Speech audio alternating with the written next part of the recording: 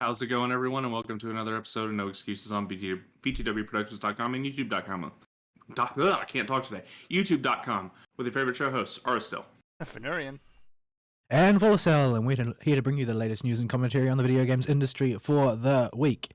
If we can remember how words work. Well, yeah, I don't have any memories of the past week, like at all, but we'll get into that.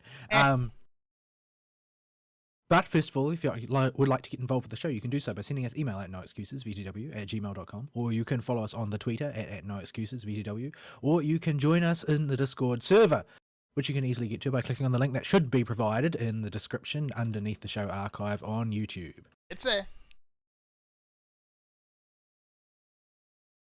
Alright, and on the stream today, I'm going to be playing a bit of Space Engineers. It's engineering in space.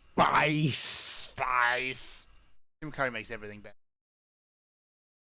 Is he doing anything these days? I'm not He must sure. be pretty old by now. He is getting on a bit, but there was a special that popped up on Netflix not too long ago with Tim Curry, Eric Idle, a bunch of other British comedians doing a live reading of a stage play, and yeah, the script may not as well not have existed.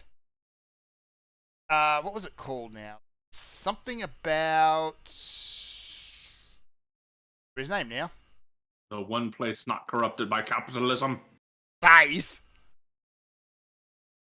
Now I gotta actually remember the name. But anyway, it's something about something. I can't put myself on the spot with that one. But yeah. It could only be improved with the inclusion of Gilbert Gottfried. Doesn't have Gilbert Gottfried, I'm afraid. I'll settle for Steven Crowder's Bernie Sanders impression if we can't get Gilbert Gottfried. Oh dear. Well, it's a joke for people who watch Crowder's show because he didn't know what Bernie Sanders' voice sounded like, but he decided to do an impression anyway. They just made something up on the spot. Yes, Voice. and that something was Gilbert Gottfried. That's worrying. I think that politics would be a lot more entertaining if there were politicians that sounded like Gilbert Gottfried. Yes. Possibly it was quite as scathing as Gilbert Gottfried as well, but never mind. So yeah, anyway, Space Engineers. It's, why you cannot leave engineers unattended for longer than 5 minutes. Which is also I wish been a I wish recurring theme. I wish engineers were actually that interesting. Most of them are not. Most of The loopy ones actually go into mathematics before finishing as engineers. Well, Most you'd have to be engineers loopy to are- go into mathematics. Most engineers are the stupidest people on the planet and only know what the copy and paste button is and don't know how to actually do engineering. Maybe in your country. My experience working in engineering design houses is that mostly if you give them 5 minutes that they absolutely don't have to work, they will find more work. And if they can't find more work, they will take a nap because they haven't slept in goodness knows how long. Yes. Yeah, I am not the person to talk to if you want a pro-engineer take on anything. Yeah. Well, you didn't you mainly work with decrepit old engineers? Because the few decrepit old engineers that I've met have actually been pretty slack compared to like the modern hot-housed engineers of my generation. Yeah, Like I guess the old decrepit ones, like they usually end up in a job where they've got absolute job securities, no matter how terrible they are, or they have in fact resigned from the job and then been given the job again as a consultant, self-employed, and so have even less job security worries. Yeah. I'm just We're having this little Now conversation about engineers while I was just gently rolling down the hill in a landing module. So that's fun. That's what landing modules are for. Yeah. So, Space Engineers, since I last looked at it, have done a whole bunch of updates. Bunch of new game modes in there for people to do something other than just build giant spaceships and crash them into each other. Now you can do that against AI spaceships as well. Everybody knows that a landing module is basically the space version of one of those big clear plastic hamster balls for people. It's not far, and let's face it, the one that they landed on the moon in is about as technologically advanced. I mean, the Moon Expedition had balls on them the size of their head, so... Yeah, like I always just looked at it with wonder when I was young, but now that I'm a bit older, I look on it with horror. Yeah. It's like, how can you possibly be this reckless? Essentially, we just sent a bunch of people into space with what is sitting on top of what is effectively a gigantic bomb. You ever hear the president's address for what happened if the moon landing didn't go very good? They had one pre-written and prepared. I can imagine they would have. I'm not entirely sure which direction you want to go with it, though. I think the odds favoured it not working rather than it working. Yeah, there's so many little things, and any one of them could have doomed the mission. And in fact, had on several other occasions. This is a price you pay to dab on the communists. Yeah. Yeah, to go where no man has gone before and to stick an American flag up there. I'm pretty sure it was about dabbing on the communists. Although by now it's probably a French flag. No, that is true. It would have been bleached completely white by this point. Sorry, easy shot at the French. But, they're the French. The French are free targets on this show as far as I'm concerned. Cheese-eating surrender monkeys. We don't even know any actual... Well, actually, I do know a couple of French people in real life. The closest thing to a French person I know is Pim. I think that the actual French from France look down on the Quebecois, but yeah, they like, kind of do. I think the attitude is like the way somebody from San Francisco would look at someone from Alabama. Yeah. So, anywho. The way someone from Melbourne would look at someone from Townsville. Yeah, let's not go into that. Melbourne's not even Australian. A completely different planet. It might as well come from the moon. In Townsville, y'all have to put signs up that say... don't lick the walls. Honestly, if you hadn't sent that to me, Vol, actually, a friend of my mother's actually sent that through to her maybe 10 minutes later. But it is the single most Townsville sign I have ever seen. Possibly it would have been also a sign that says "Do not walk on the safe foot on the sidewalk. People are driving there." Oh, yeah. You gotta love that.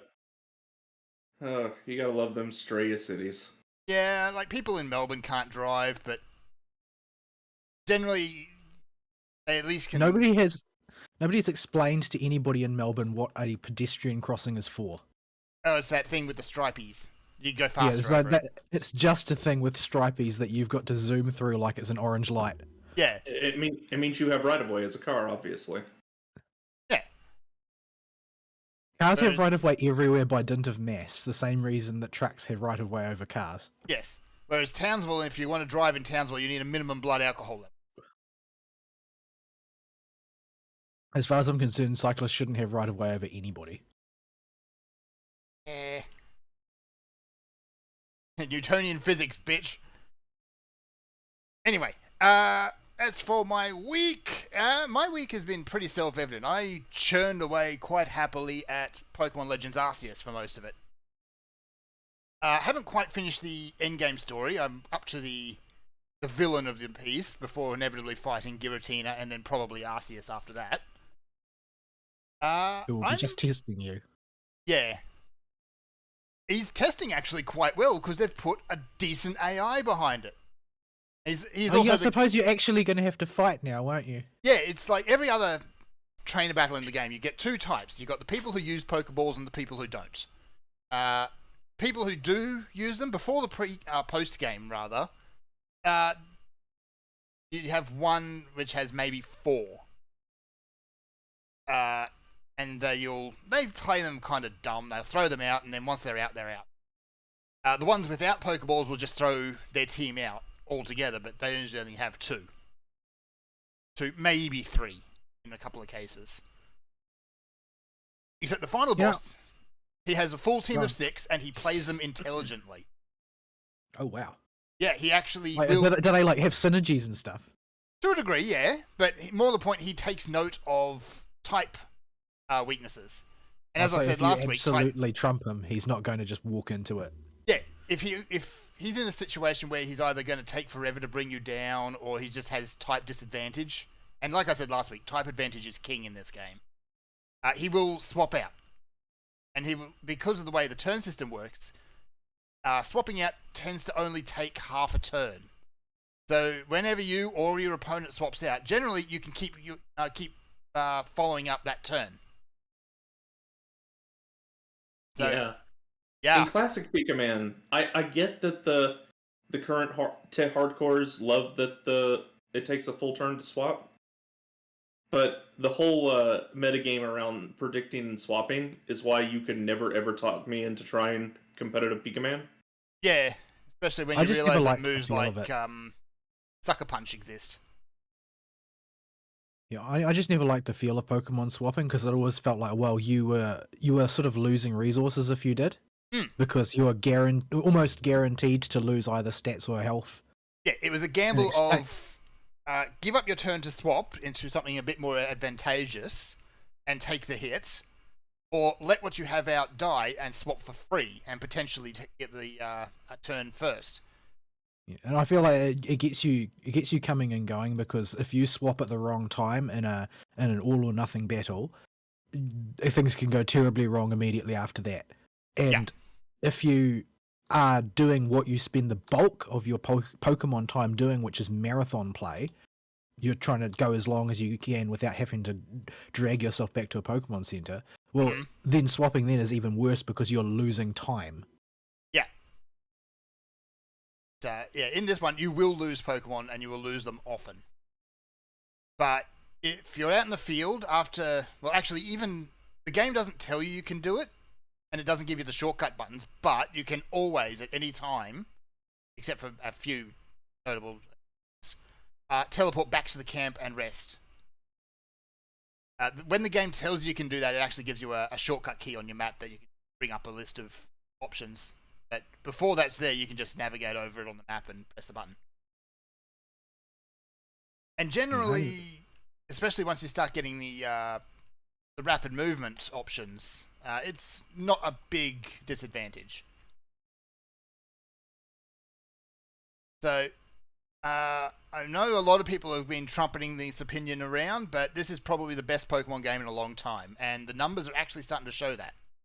Is that seems like it's not really a high bar to clear, though, because Pokemon was suffering pretty dire from staleness, staleness.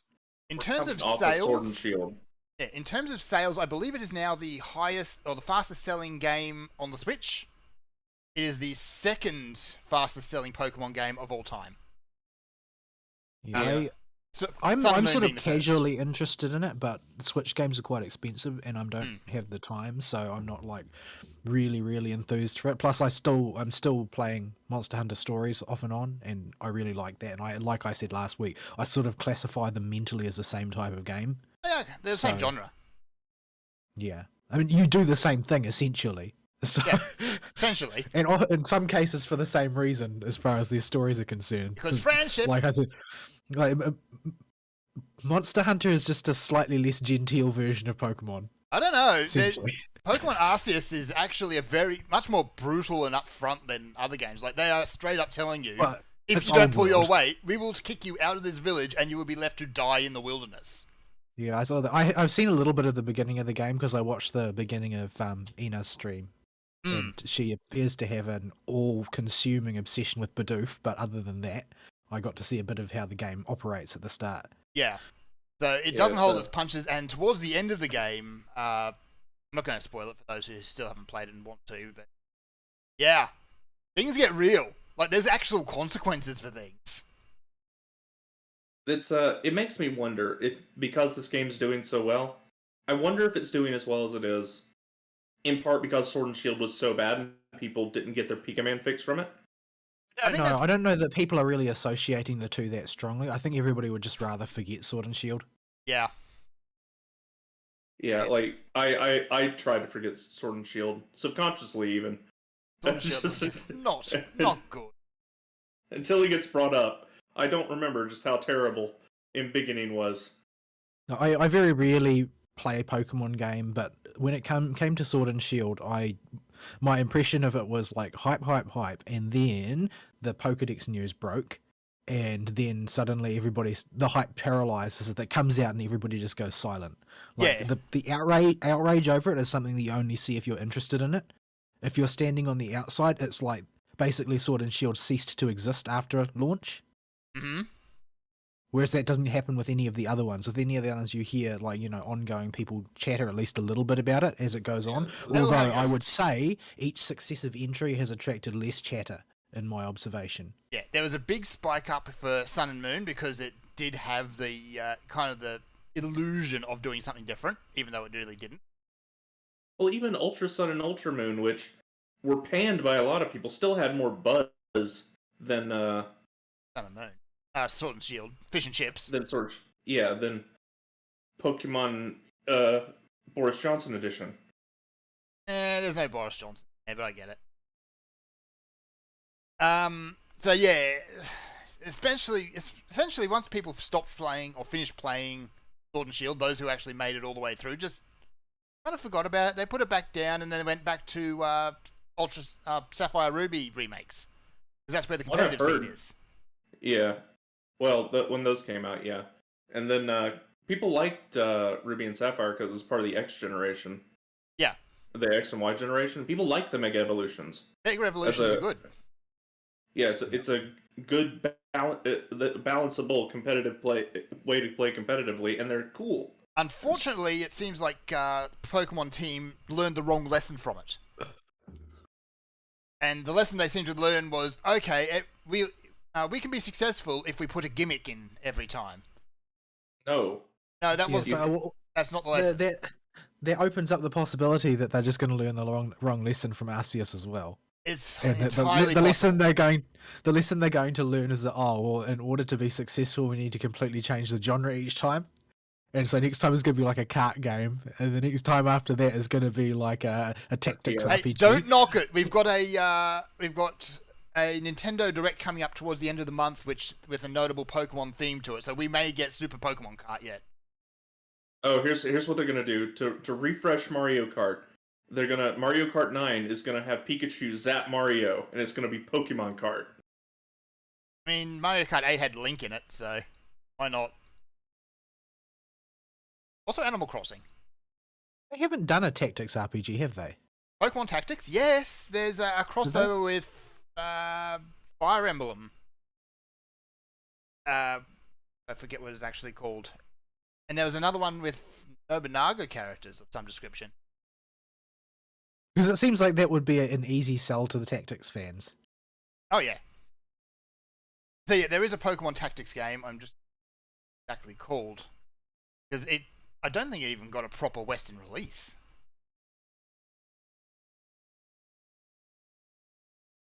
Yeah.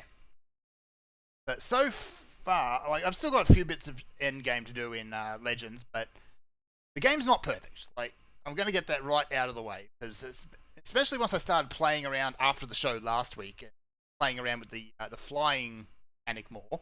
It's not a proper flyer, by the way. Glider. You really start to notice the animation pop in.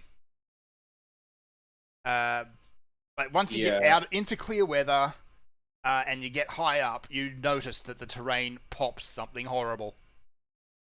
Optimization.jpg.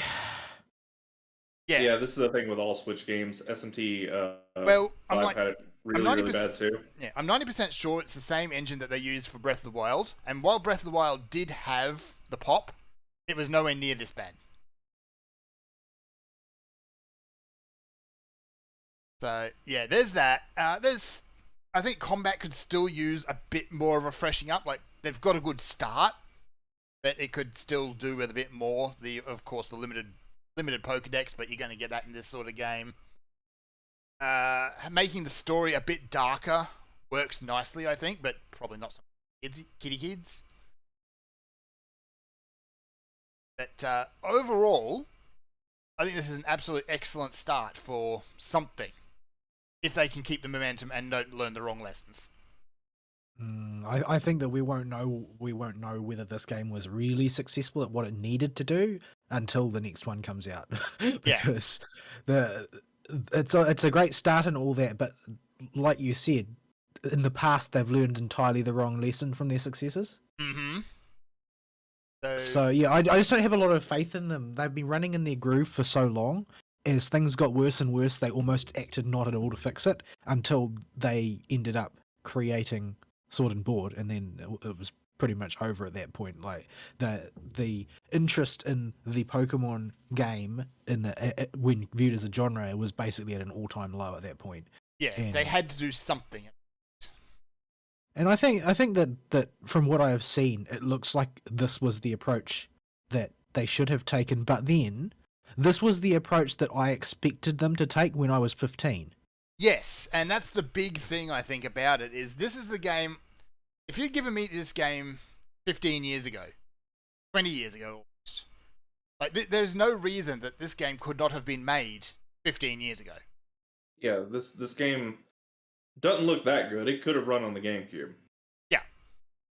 I like your choice of 15 because it makes me sound younger than I am. Well, Pokemon's been around for what, 25 years now? Yeah, something like that. Something like that. So we'll go with that. That's a good, nice number. That doesn't sound nearly as bad as 30. But I mean, yeah, when I was in primary school and I was playing Ocarina of Time, all I could think of, this would be so great as a framework for Pokemon. Yeah. I mean, you've got your big fields, and there's all these polygon, extremely crude polygon monsters wandering around in it, and you can interact with them. You can throw things at them and whatnot. It's like, why isn't there a Pokemon game that looks like this? This seems like an obvious win. We did. We had a precursor in the form of Pokemon Colosseum. Pokemon Colosseum was not a Pokemon game. That was a Pokemon app. Yes, it was an app. Like, it had a story, and it was the only Pokemon game that lets you start with an Espeon and an Umbreon together. Like, I spent so much time playing Pokemon Snap because it was good.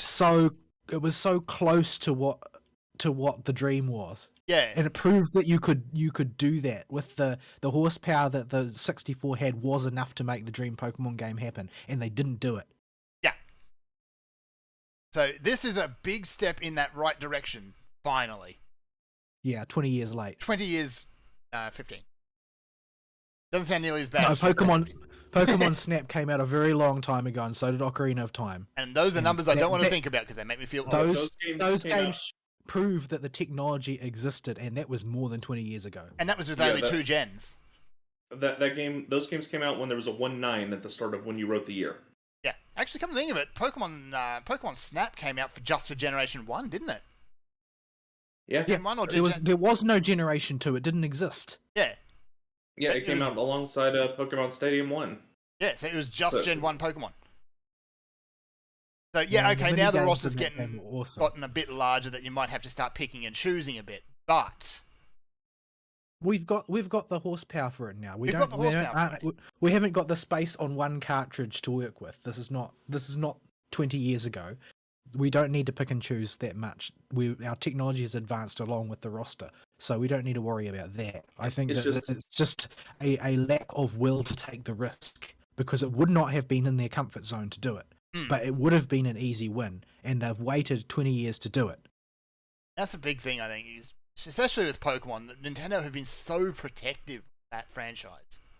You know, they're afraid of something going wrong, and I mean, in a sense, I can't blame them. I mean, you just have to look at the things that have happened in other genres. Look what happened to Sonic. Look what happened to that franchise. Pokemon is the single biggest franchise in the world, bar none.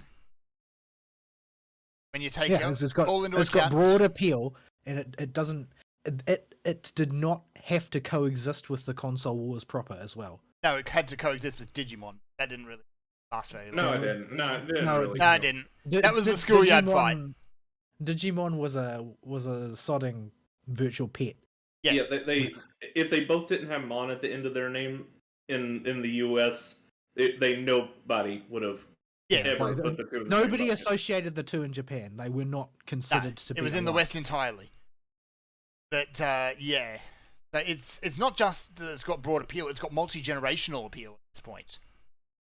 Well, I the mean, people that's just a product of it having been around that long. Yeah, the people who grew up playing Pokemon now have kids who are growing up playing Pokemon, so... Yeah, but the Pokemon they're playing is not as good. This... That's the thing. Like, relative to what else is available on the market, Pokemon has not advanced until now. They're finally waking up, but they've got I still think, despite how much of an improvement Arceus is, I feel like they have a lot of ground still to make up to get to where they should have been if they had started 20 years ago. Yes. Like, they're making great steps in the right direction, and if they can continue that trajectory, that's awesome. However, I think my opinion is they're still playing catch up. Yeah, they are. And yeah, once you really start picking the game apart, you do start to see the problems with it. But it is still... It hasn't been iterated on. This is the first one. This is the first one. And they could have had, 15 years worth of iteration under their belt to make it a perfectly polished concept. I mean, it's great that it's coming out now, but it seems like such a missed opportunity that we didn't get it earlier. I mean, can you imagine a Pokemon game that is sort of like as rich and feature complete in its genre as like Final Fantasy XIV is for theme park MMOs? Yeah. Where you've got infinity things to do in a ridiculous amount of scope and a richly fleshed out world and all of that is like part of the very consciousness of the people who are involved in that franchise. Yeah. There's so much potential. They have to actually have the vision to grasp it. Yeah. They need a Yoshi P in charge of their project. They do. Even a Miyamoto at this point I'd settle for, because the guy who does own the Pokemon project, not only is Nintendo incredibly protective of it, but he's got a very rigid idea of what he wanted Pokemon to be, and I don't think he's really let go of that ever since its conception.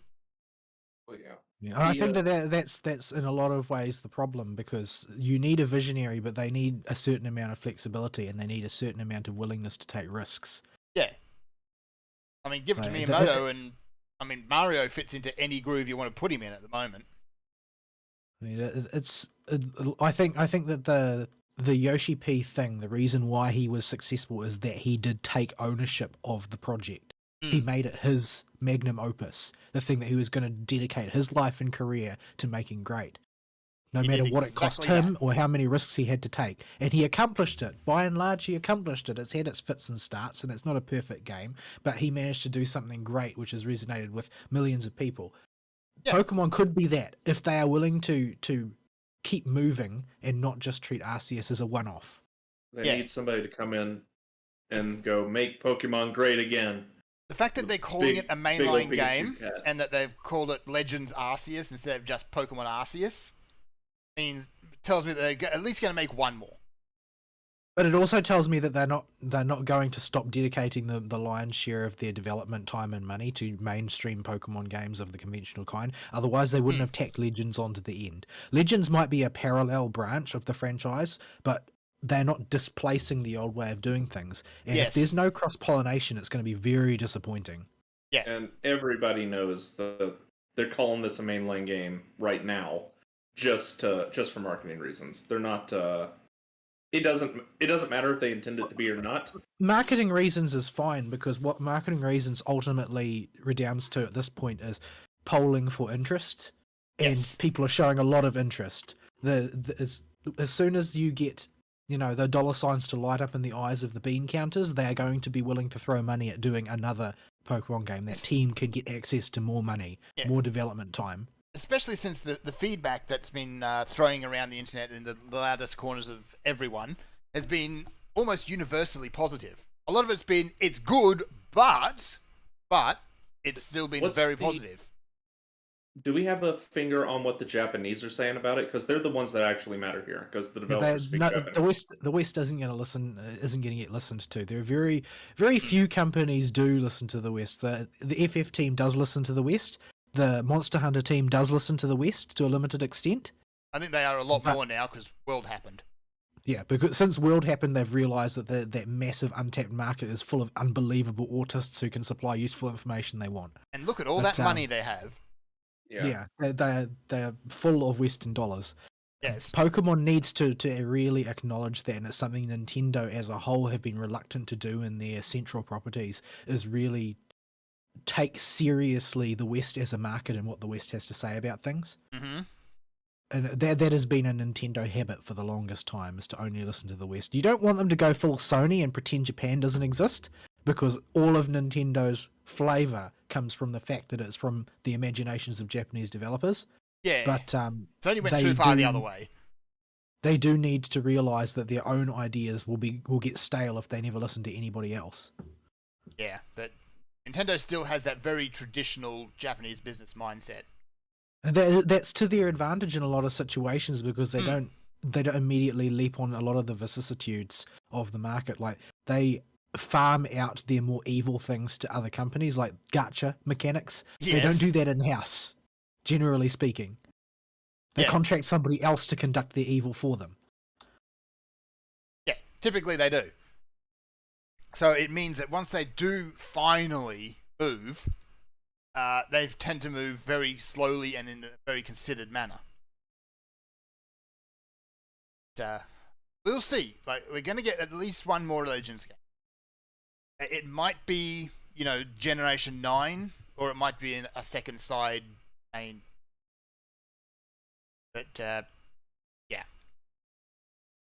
We shall see, but... Yeah, I hope that this is just an experiment. I hope this is just them dipping their toe in the waters, and this isn't just as far as they're willing to go and no further, because it would be really sad. It would be extremely sad, especially just how well Western audiences have responded to it. Maybe, if they wanted to learn the right lessons, you could get Generation 9 start with some sort of hybrid between the old formula and this. Yeah, we'll see. As long as they learn the right lessons, and I'm not entirely certain that they will, because, again, they've shown in the past that they can walk away with entirely the wrong lesson. Anyway, what else have I done this week? Not too much, unfortunately. That's been a bulk of my gaming. I did get through the Thavnir arc of Final Fantasy. Not a happy place. Not a happy place during that part of the game. Everyone's getting dead. Yeah, and usually in as grisly a fashion as you can expect from FF, which is, all real violence in FF practically is censored. And by that I mean through camera work, not that there's a black bar over it. Yeah, but, it's more of a discretion shot than anything else. But they make it abundantly clear things are not happy in that place. Yeah. Like, things go downhill real quick once they start. Yeah, they go all the way downhill. It's not faked out. Just you were doing it during the show, but there's a scene in the dungeon you were doing of a trash pack that's just a mom and her kids, and the mom gets monsterified, and then her kids see it, and they're like, "Mommy, no!" They all get monsterified. Yeah, it's revealed not long after that as to why that happened. Yeah, and it just all goes downhill from there. Oh yeah, especially when you're running through the forest trying to find this mother and her baby, and the feels. It's okay. Yeah, you can sort of really empathize with the one Matanga guy left standing, and he's like, running along, he's chanting the scriptures from his childhood, trying to prevent himself from feeling too many negative emotions, and so on. Yeah, but it's clearly like he's doing his best, he's giving everything he's got, and it's not enough. Yeah. That kid, though, has like the protagonist origin story ready to go for when... Yeah, he's going to be the next Warrior of Light for sure. The next Warrior of Light's an elephant. Let's do it. He's like, elephant dad and dragon uncle, they raised me to be the greatest warrior. I mean, just like their hero, the Warrior of Light of old. Yeah, to be fair, like, Justinian shows up, and in typical Justinian fashions, he could just completely shatters the mood, but it's kind of what he does at this point. He's not the most delicate of individuals. No. His flavor of autism is welcome at points in the story, though. I think his flavor of autism is not merely welcome, it is necessary to cut through the bullcrap. Yeah, like that scene I was talking about last week, all the characters in your party having a heart-to-heart in your room. Everyone's being very serious because everything's about to go down and all this. And here comes Justinian because, excuse me, I need to borrow your window, and jumps out of it. It's very, very Justinian. But I mean, that's why people liked his being paired with Alphinaud so much. Yeah, As because a sort of a character relationship, because they are polar opposites in every conceivable way. even now, Alphinaud has a pole up his ass. It's not made of reinforced titanium anymore, but it's still there. Yeah, he's gone from reinforced titanium pole up his backside to conventional stick up his ass. Yes, Yeah, it's which is more a like major sturdy improvement. Although Alice seems to be developing some very notable anger issues. She's always had notable anger issues. Yeah, like Yeah. her being an irrational spaz is sort of like what she had, the twin that she got to be, in contrast to Alphinaud. Yeah, although I I feel like it's being played up a little bit much, but I feel that also that's partly the voice actor's interpretation of her. Yeah, you kind of get a peak character moment for Alice at the end of Shadowbringers, where she's kind of begrudging the fact that she and Alphinaud haven't had a character overhaul. So it reminds me of Avatar: The Last Airbender, Yeah, and all of the characters. There's a sort of a running gag, sort of a subtle gag in the back end of the story that each of the characters goes off to have a life affirming quest with Zuko, yes. and Toph complains that she didn't get to have one. She had hers early on. Well, she tries to go on one with him, and it turns out to be really banal. And he's not really interested because she sees the trope happening and nobody else sees it happening, which is why she's the only one feeling left out. When you notice it, you kind of ruin it. Sorry, Toph. Oh, damn. But yeah, that whole scene at the end there was great, though. It's like Alice, she doesn't break the fourth wall, but she's definitely sitting on top of it. Grumpily. The best part of that scene is the head desking. Yeah. Because everybody else is acting like a toony shonen protagonist at that point. Yeah. Here's Alice having a good grump with her forehead stuck to the table. Oh, I love it. That sort of thing, though, that scene is an example of what gives FF such a strong leg up over its competition. Like, that expressiveness, what other MMO have you ever seen that expressive animation in? Ever? Yeah, you just don't. You don't get it. Not even one. It's never been done before. No, WoW kind of have their cutscenes, but they just don't have the same oomph as these characters who you've gotten to be very close to. Their cutscenes all use like the same half dozen emotes that you've got in game. Yeah. And even the ones that they... Video... Oh, Joe Cat put out a video talking about how he finally got into Final Fantasy by actually paying attention to the story today. Yeah, and he's not the only one who's done that. I mean, Bellular's another one who did that by actually paying attention to the story. He got right into it. Asmongold to a degree. So many people just assumed that it was World of Warcraft, and therefore you could skip all of the dialogue. Yeah. No. Like, the thing is that I read all the dialogue in World of Warcraft. I read some of it. I always won all of the guild trivia competitions, and when I was playing back at the start of the game and during Burning Crusade, because I read the quest text. Because I thought, well, it's words, so you're supposed to read them. And my mother said I was always like that from when I was very, very young. When I first learned how to read, I would read anything that was written down, didn't matter what it was. Whether it was like the ingredients on the back of a tin of food or an actual book.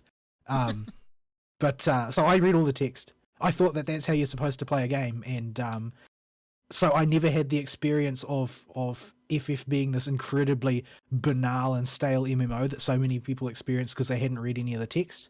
Yeah.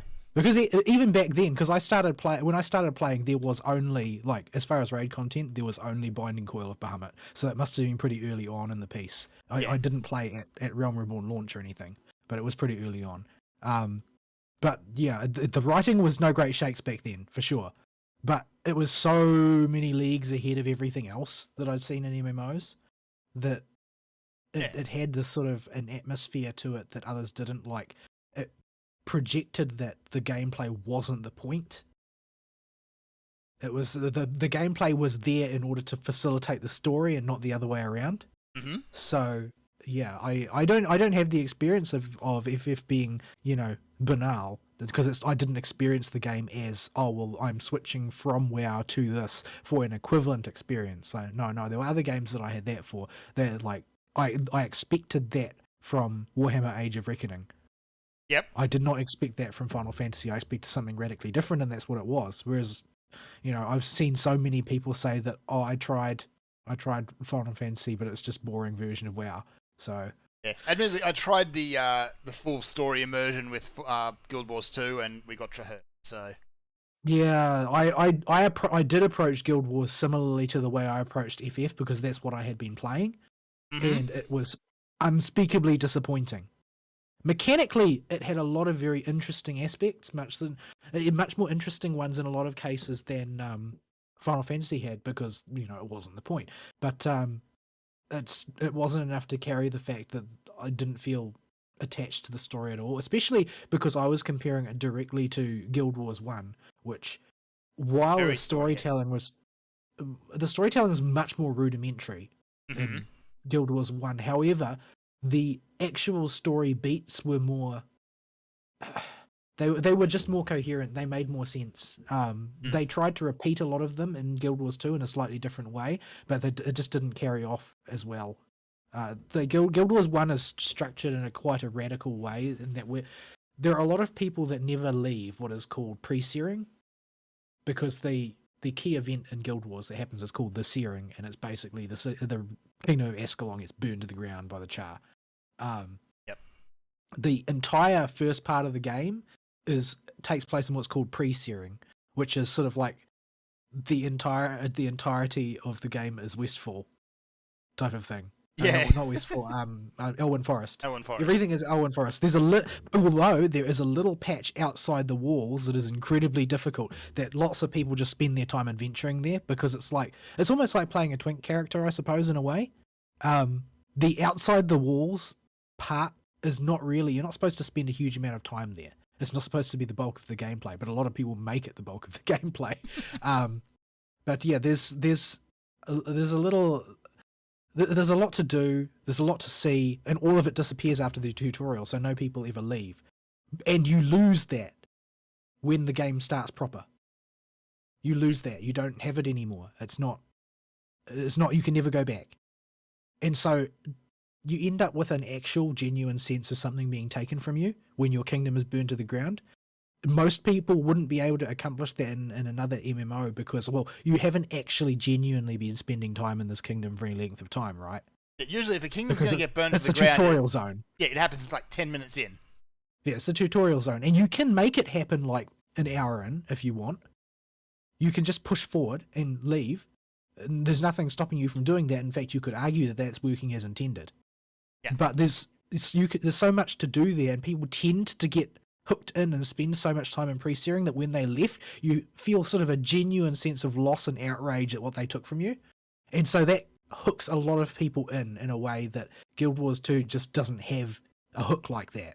You go on an adventure the way you do in World of Warcraft, essentially. Yeah. I tried to start it in Guild Wars 2, but I fell off the train of paying attention so fast in that game.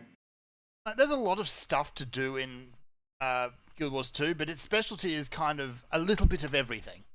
Well, a lot of their number one, their progression is largely horizontal. Yes. You hit the cap pretty quickly. You hit the cap, and then you just kind of go in different directions. Yeah, and then you do whatever, and that's a novel approach that is not done that often anymore. But embedded in that, a lot of their strength is in their systems. Because they've got horizontal progression, they haven't enslaved themselves to so much of the World of Warcraft way of doing things, which is what so many MMOs did, right?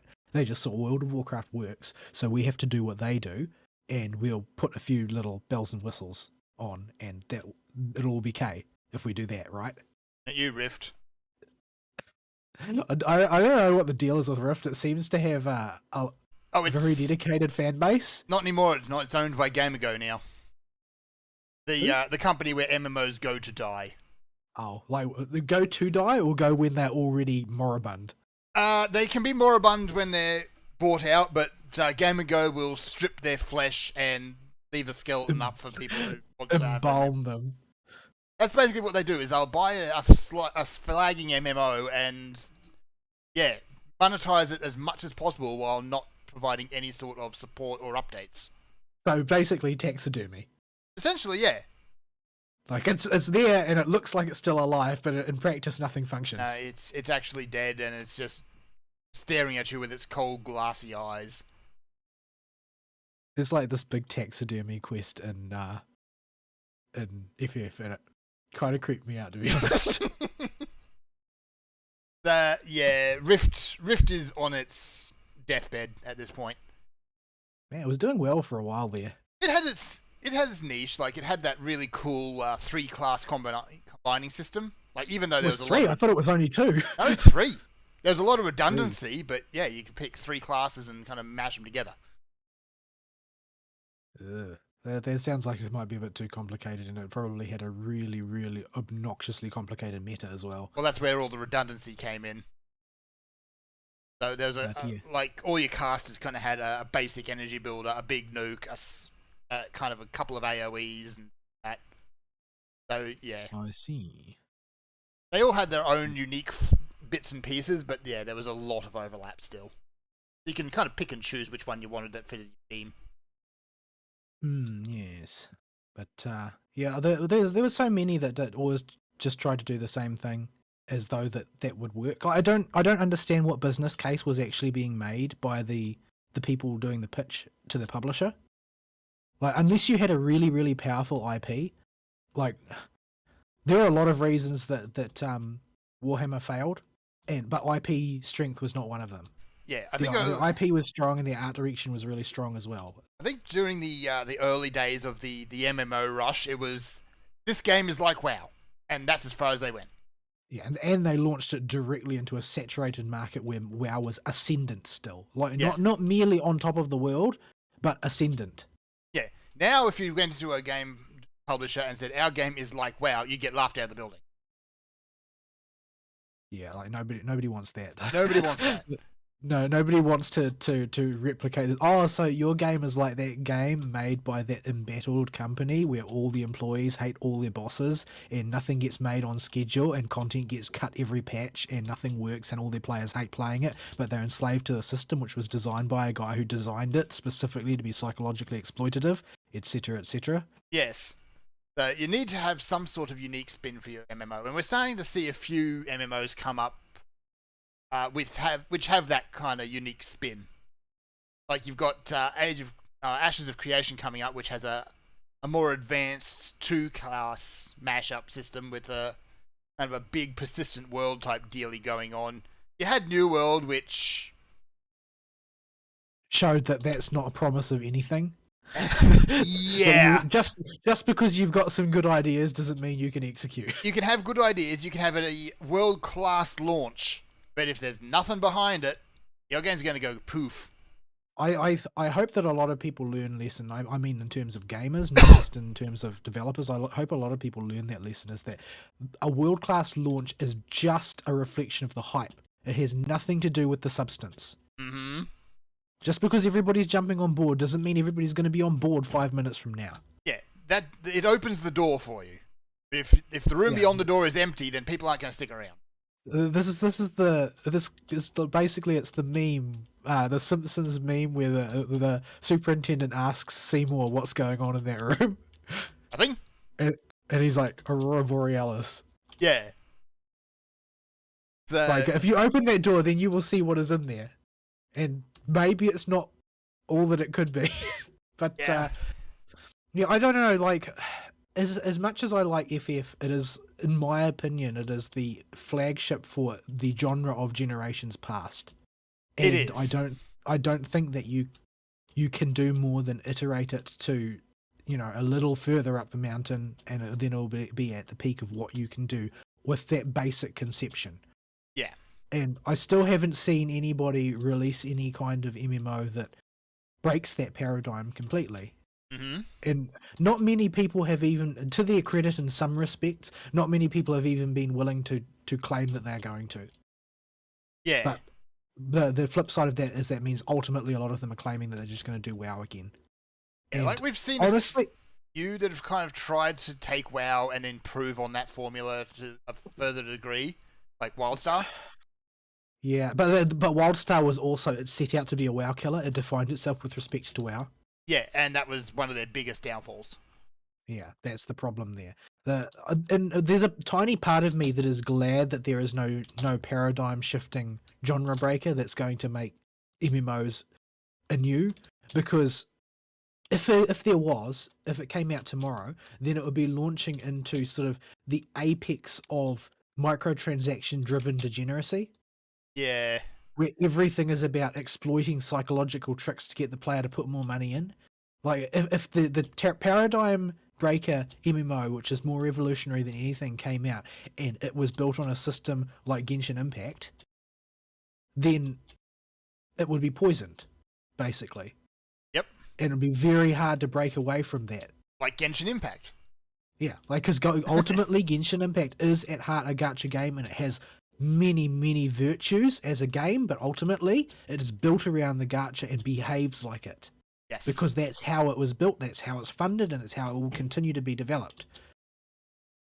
Yep, and no getting away from that. Which is a pity, because it's a great game.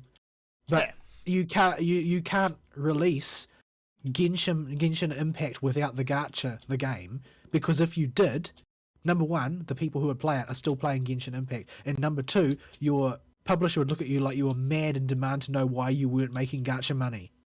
Yes. We're starting to see companies dip their toes back into the MMO market and see what might fly, what might not. I think that what we're looking for is probably in 2 to 5 years from now, when all of the shrapnel that has been thrown off by the explosion at Blizzard and founded their own companies will start unveiling their big projects. Actually, Because they are all the people that left for the sake of vision. Because they could see that there was none left, and that whatever vision was at Blizzard had been strangled by the way they managed themselves. I think there might be one other bugbear that's keeping the MMO market stagnant, and that's Star Citizen. Star Citizen, the most expensive game ever made that hasn't been made yet. Yeah, the most expensive game never made. I think we got some news in the news We thing do. this week about it. Didn't they cost like 480 million or something horrible like that? Something like that, yeah. For a game that as yet doesn't exist. And I'm getting sick of hearing people defending it because it's got great technology, or because they've had a great experience with the beta portions that they've played, if you can call them beta portions, and so on and so forth. Because all of those things might be true, but they still took more money than the Sultan of Brunei to build something that doesn't exist and can't be released and isn't at minimum viable product level. I'm not saying that you need to jump on board with the Derek Smart train and interpret everything that happens in the world through the lens of this must be some scheme to exploit people by Star Citizen's developer, but it is still true that they have taken a huge amount of money from people, and because they can't deliver to save themselves, that money is just going down the drain. And I heard also recently that they have decided to abbreviate their promises. Oh, finally! Heavily. Like, no, not in a good way. Not in a good way. Damn it. Basically, what they said is that they are no longer going to announce a timeline that extends beyond the next patch for anything. Yeah, that's the news. That was the news article, yeah. Oh, was it? Yeah, we're jumping the news a little bit. Jumping the news a little bit. But, yeah, they've got no idea what they're doing at this point, and no one's willing to nail Derek's feet to the floor like they did with Freelancer. No, Derek Smart isn't the developer. Derek Smart is the guy who is the most prominent and most hated critic of the project. Oh, right, yeah. I'm getting my names mixed up. He is not a great guy. He is not a visionary, in my opinion. He's made some good games. I think he might have been involved in Twisted Metal back in the day. Yeah, I think he was. But he has come out swinging every time he's got a chance, to the point that it's almost a meme now that Derek Smart hates Cloud Imperium. Yeah. But that team are not doing anything. They're not doing anything. I don't care that they've got this product. I don't care that they keep releasing patches. I don't care that there's tons of game content. None of them have the balls to release a game, and it's because none of them have the competency to finish a game. Mm-hmm. They have glorified tech demo right now is what they got. That's essentially what they've got. Might be a really fun tech demo, but it's still just a tech demo. You couldn't produce a product. Yeah. And you keep taking money, piles and piles of money. Essentially, you're operating on a subscription for a game that hasn't come out yet. Yep. Yeah, I think if it does launch, it's either going to be, the world's greatest thing. No. No, it can't be. I think that's off the table. That's well and truly off the table. Their management shows they're not capable of producing something that good. Yeah, but if they, in the unlikely event that happens, that's going to strangle the market, you'll have another WoW on your hand, basically. I mean, has there ever been a incredibly long-running borderline vaporware albatross around the neck project that has actually finally come out and lived up to the hype? Has that ever happened in history? Well, no, never. No, and so there's no reason to believe it can, because the two are related. And that's if you can't manage a project, there's no reason to believe that the project will be good. Yeah, which leads to the other likely outcome if it launches is the game bombs and it just destroys all confidence in the MMO genre. I mean, I think that it would bomb is like that. It would bomb in a new world way. I don't think is quite likely. I think it's more likely that it never comes out and they string this along for eternity. But before someone ends up in jail. I don't think that it will explode. I think it will come out and nobody will care. Yeah, Damp Squib I think is going to be the best outcome for the genre as a whole. Which is saying a lot, really, since being ignored is usually the worst fate. Yeah, but like for everyone else, it'll be good. Not for Star Citizen. I think that everybody who wanted something out of Star Citizen has already gotten it. I got my money back. That's what I wanted. Well, realistically, I'm talking about the people who are still invested, because all the people who are of your tier, of interest, all they wanted was a second freelancer game. That's what I wanted. That's all they wanted, and that's not hard to do. It was already done once, wasn't it? It was already done once, and it could have been done better because, they had to cut corners in order to make, and, actually release the game.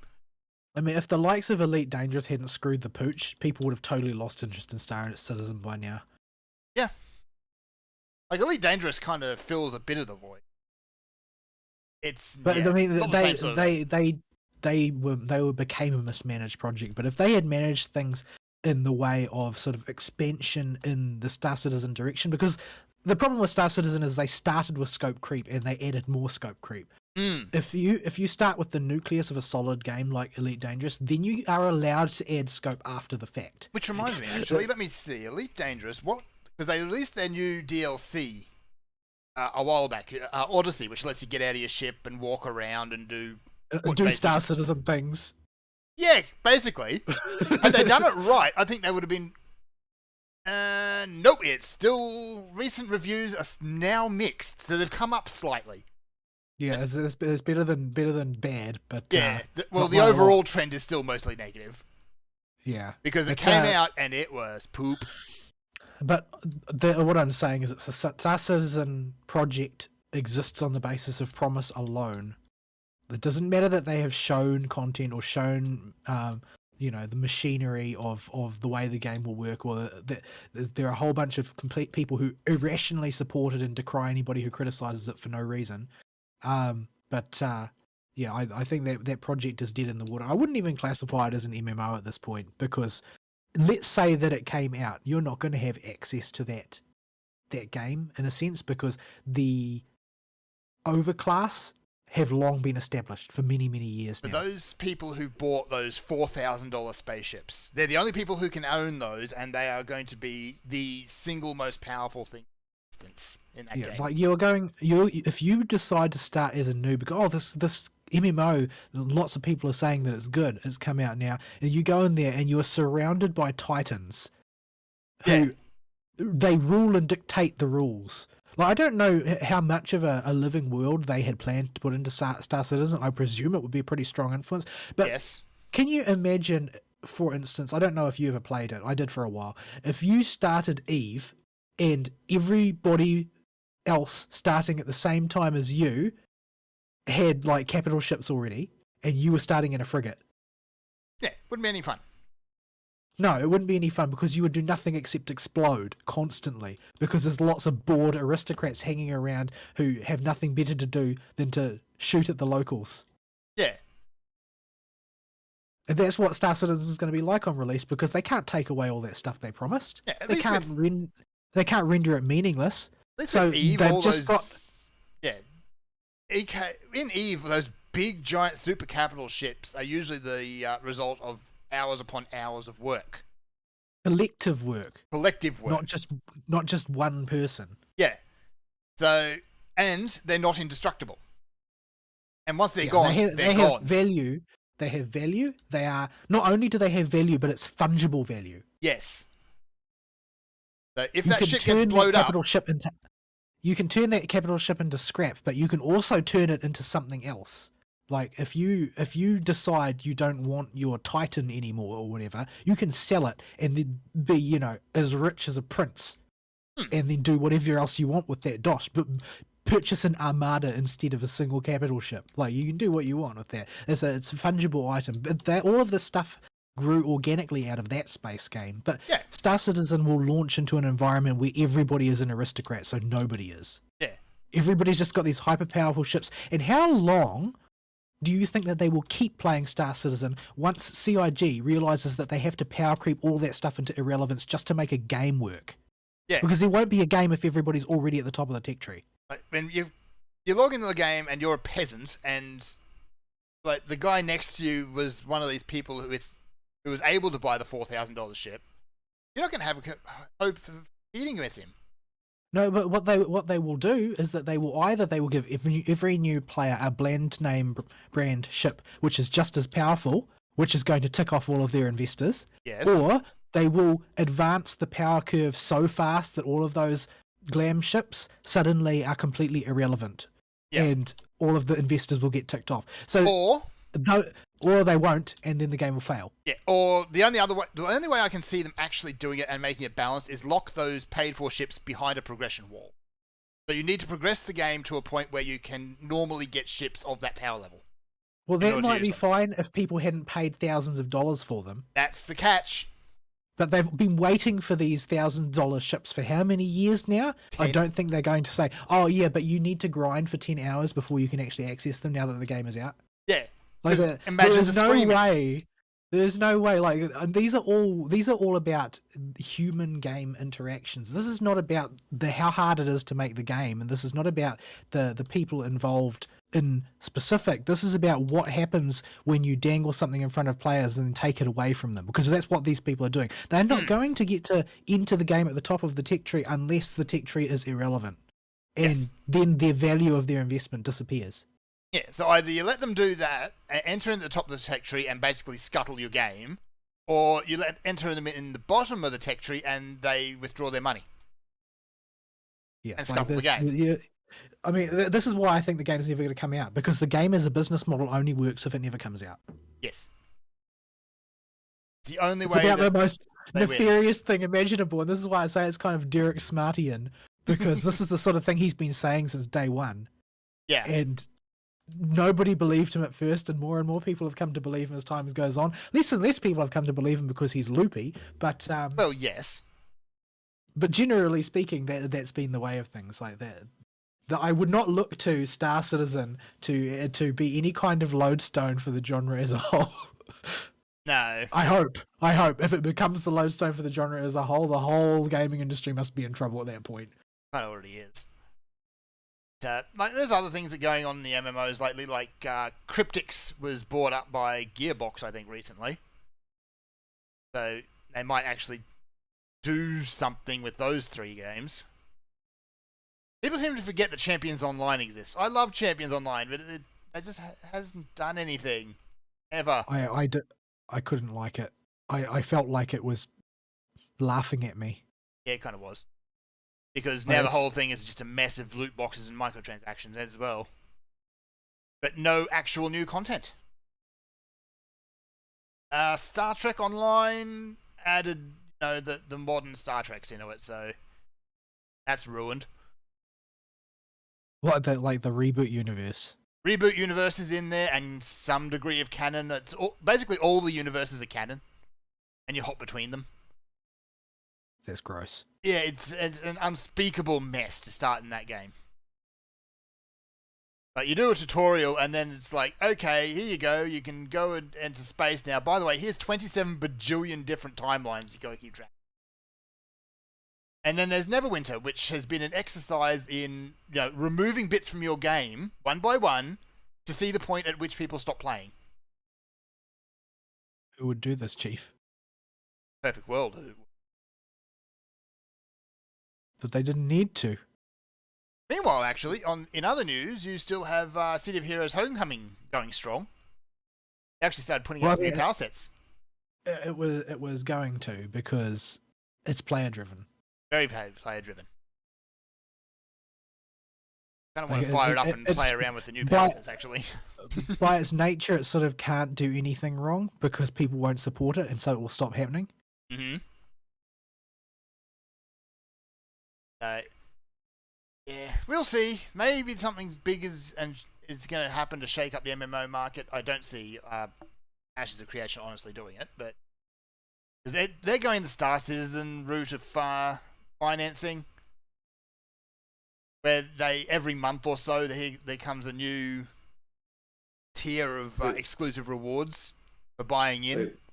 They stand out in the snow with their hands in their pockets. I am once again asking for your support. Yeah.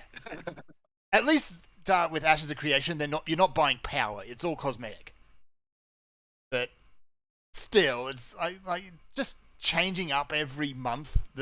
Here's these mounts and things you can only get now and never again. Yeah, no. Please stop that. Just stop. Make the game.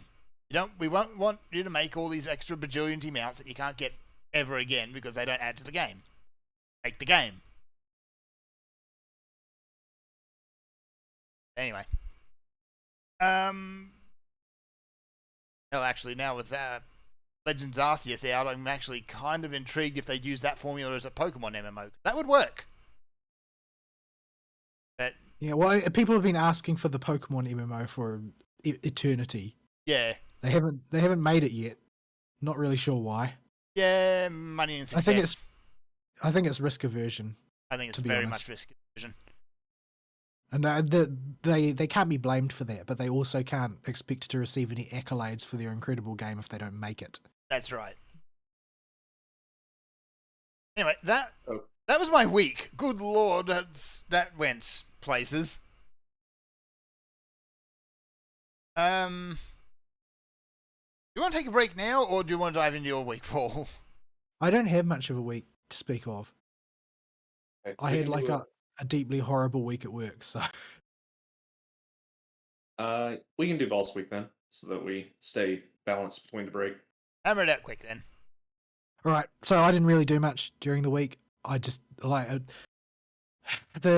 my day off before my work week started, I mainly sunk into doing relic weapon stuff, which, honestly, relic weapons are one of my favourite things about FF, because they mean that you can get the best weapon in the game without raiding, and that's something that, when phrased like that, is something I would have solidly objected to back in my earlier WoW days. But the way it has been realised here is, number one, you're never going to be at the front of the power curve just from that.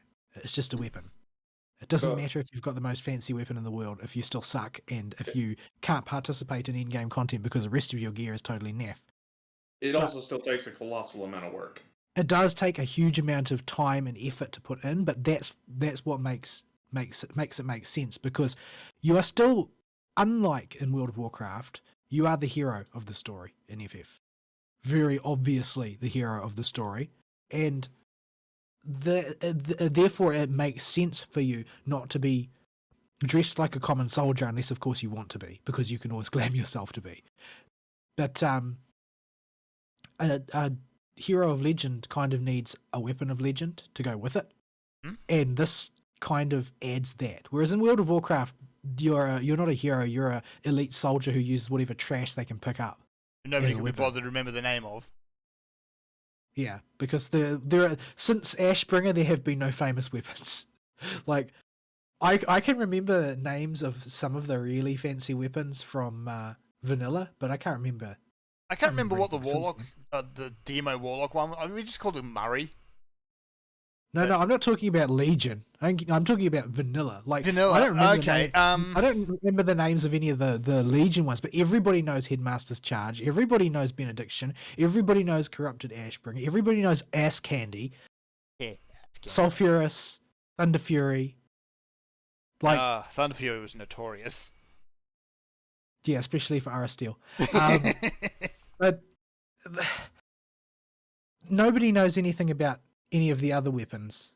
Yeah, there's because maybe a couple in Burning Crusade, but that's about it. The era of World of Warcraft as a grand adventure basically ended at the end of Burning Crusade. It declined through Burning Crusade. It was at its height during Vanilla, where you could accomplish heroic deeds. Because if you could manage to put together Sulfurous, Hand of Rag, then you had accomplished something and you were the great hero who wielded the hammer of Ragnaros. That's not a thing anymore. That's not a thing anymore. It wasn't really a thing in Black Temple, although if you managed to get the Warglaives, then that was a big deal. But note that it was not a big deal to get the bow that nobody can remember the name of. No, it wasn't. That was also legendary. Nobody cares. Who remembers that nobody cared? That thing also came out during one of the shorter end of expansion patch cycles. It was a stupidly rare drop and could only be used by freaking hunters who already rolled on everything as it was.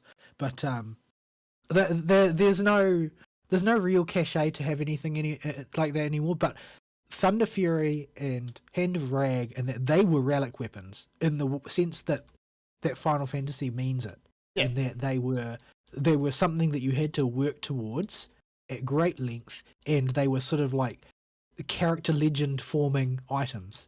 And relic weapons are sort of like in the way that it's implemented in Final Fantasy are sort of the way FF does that concept for the sake of every player is the warrior of light. It's not like in World of Warcraft where everybody is a soldier and you stand out by your own deeds. This is about telling a story about a character.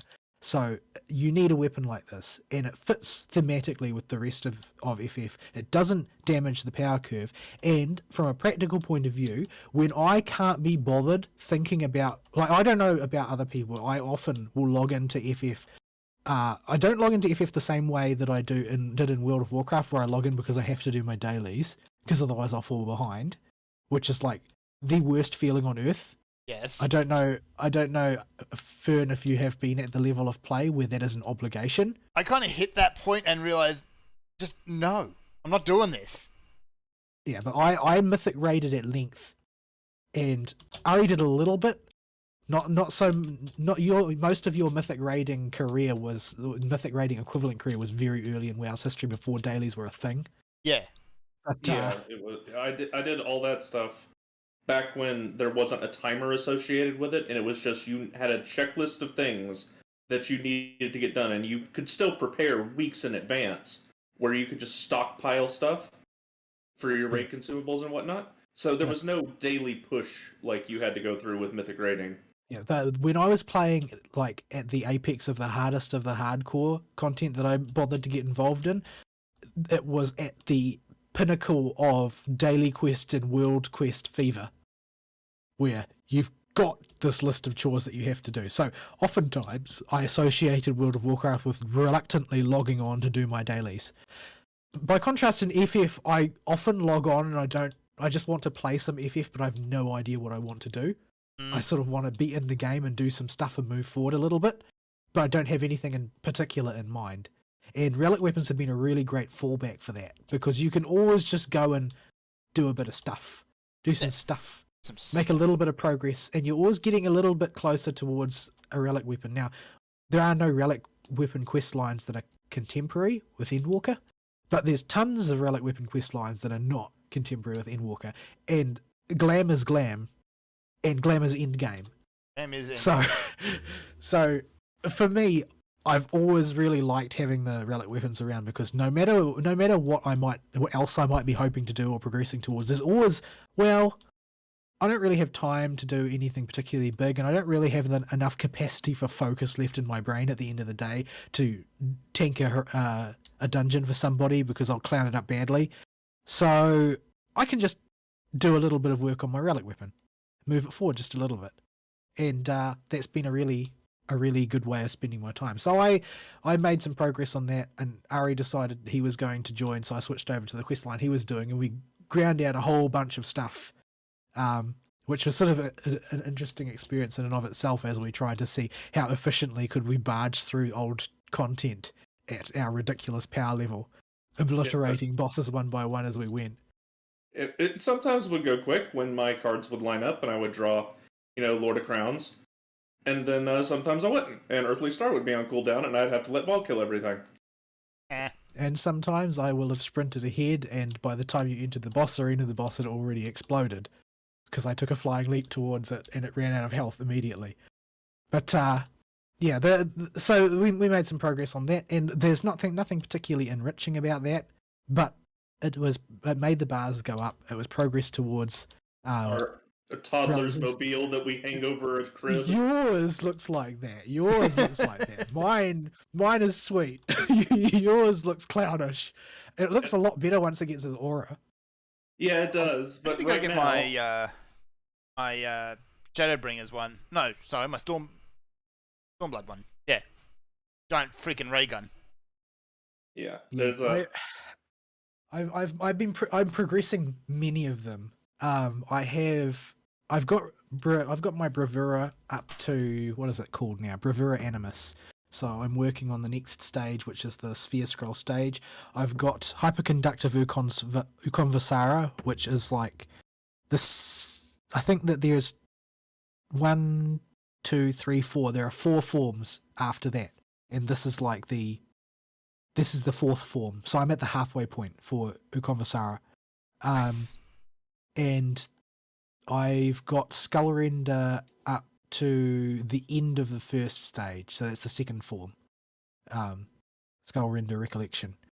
And I've also got running. I've got Tailkeeper Recollection for my Red Mage, and I've got I think I've got Gaybolg Atma for my Dragoon. I've got Kurtana for my Paladin. I've got a whole bunch of them lying around, all at different stages of progression, but that basically means I've got infinity amounts of random grinds to do when I can't think of what else to do. And I don't know, I think there's something to be said for that, because I hear a lot of criticism of game design which is just heavily grindy because it creates a sort of pernicious mental process wherein you think, oh, well, I'm not doing this to have fun, I'm doing it to make the bars go up. But sometimes I don't really want to make a bar go up. Yeah, sometimes you do just want to make a bar go up, and I don't really think of it as a job. Nobody made me log into FF, and I didn't log into FF with an agenda in mind either. I logged in because I like playing FF, and if I can make some progress on my relic weapon while having fun playing FF, so much the better. Because I actually find doing boring tasks like grinding fates to be relaxing, so... Sometimes you can just log into FF and spend your time people watching in Limsa. Just don't look I do a lot of that, though usually not in Limsa. I'll usually do it at the Gridania Aetherite because there'll be usually somebody playing music. Because you have standards? Or I'll warrior... Well, yeah, because I have standards. And I can only take so much Leopard Print Speedo in my life. Yeah. But, or I'll go to Old Charlian to see what Thavnia, where Razat Han, where all the people in the fanciest gear are hanging out, or whatever. Well, with the best the fanciest gear that is presentable, because the unpresentable gear is all in Limsa. Yeah, yeah. Like, it tend to have a few people, like a few types of people who make glamours, and unfortunately, you go to Limsa and you see the type who either make a dancer and dress them up as in something skimpy, or a Hrothgar and they dress them up in something even skimpier. No. Dancer is not required for the salute-wear. I can actually understand the salute-wear on a dancer. It makes sense on a dancer. I in fact endorse the salute-wear on a dancer, but it makes sense. Yes. If you are like a paladin in salute gear, this is when we start to have shoes.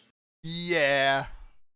Yeah, like I've grouped with a paladin who, apart from weapons, was using all Emperor's New Clothes gear. Not sure if I did go into a dungeon at one point with a Barakat. I'm not sure if he just glamoured it that way or if he was just doing the automata raids, but he was wearing 2B's gear and it just looks so wrong.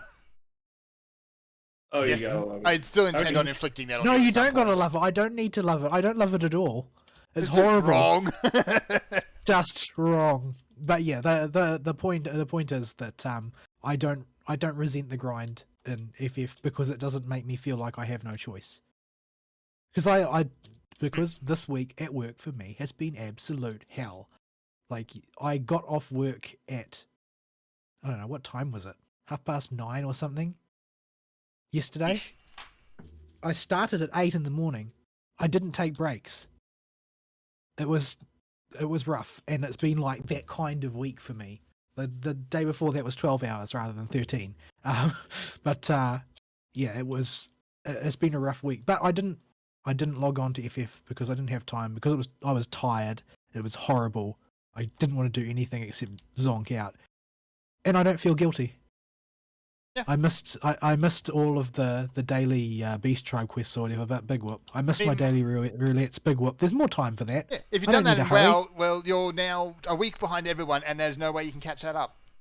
Yeah, it's just a better experience. It's the way it should be. I don't mind doing grind provided nobody is standing behind me with a gun to my head.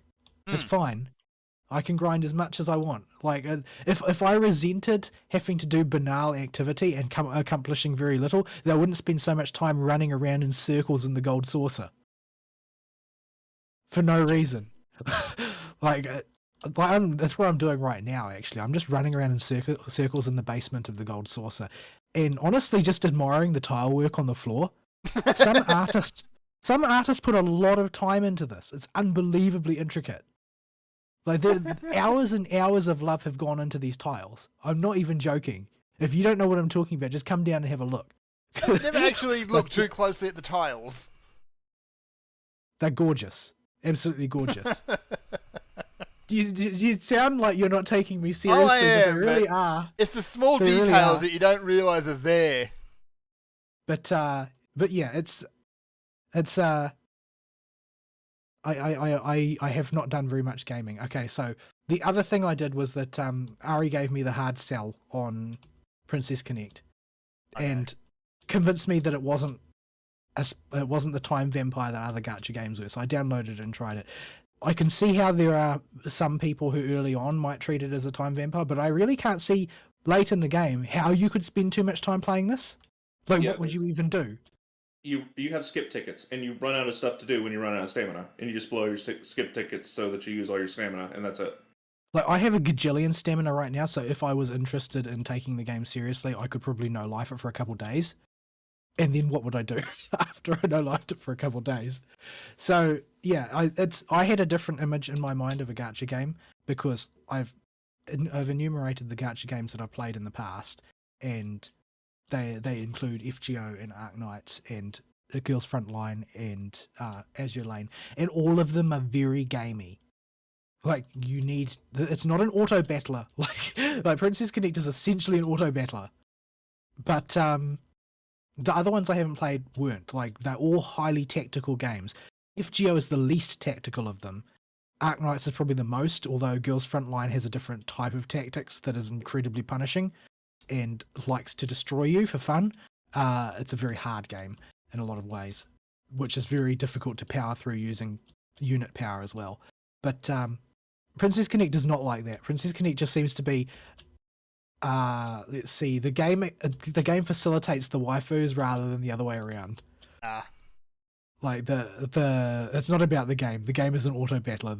There is a certain level of tactical thought. I'm going to factor out in advance the autism level, because the autism level I feel has been. None of it feels to me like the game operating as intended.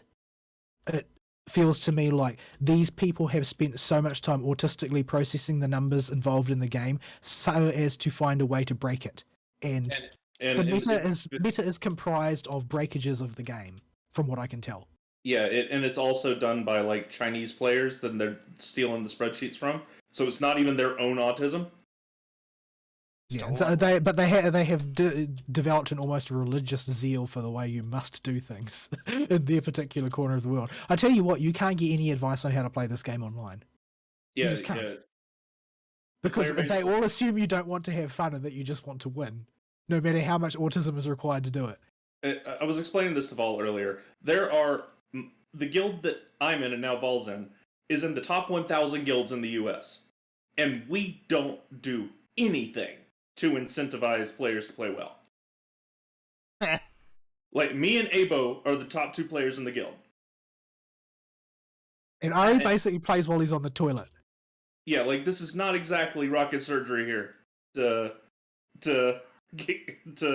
do well in Pinecone. The people that are posting stuff online are at the level of autismo with this game that they are min-maxing characters for just to compete within the top 10 guild slots. That's kind of nuts. But yeah, so it's an auto battler, so there's not much to write home about other than the fact that half the time I can't figure out what I'm supposed to do. Like, point the waifus at the bad guys. It seems like the current stage that I'm at is just to spend as much stamina as possible. Yeah.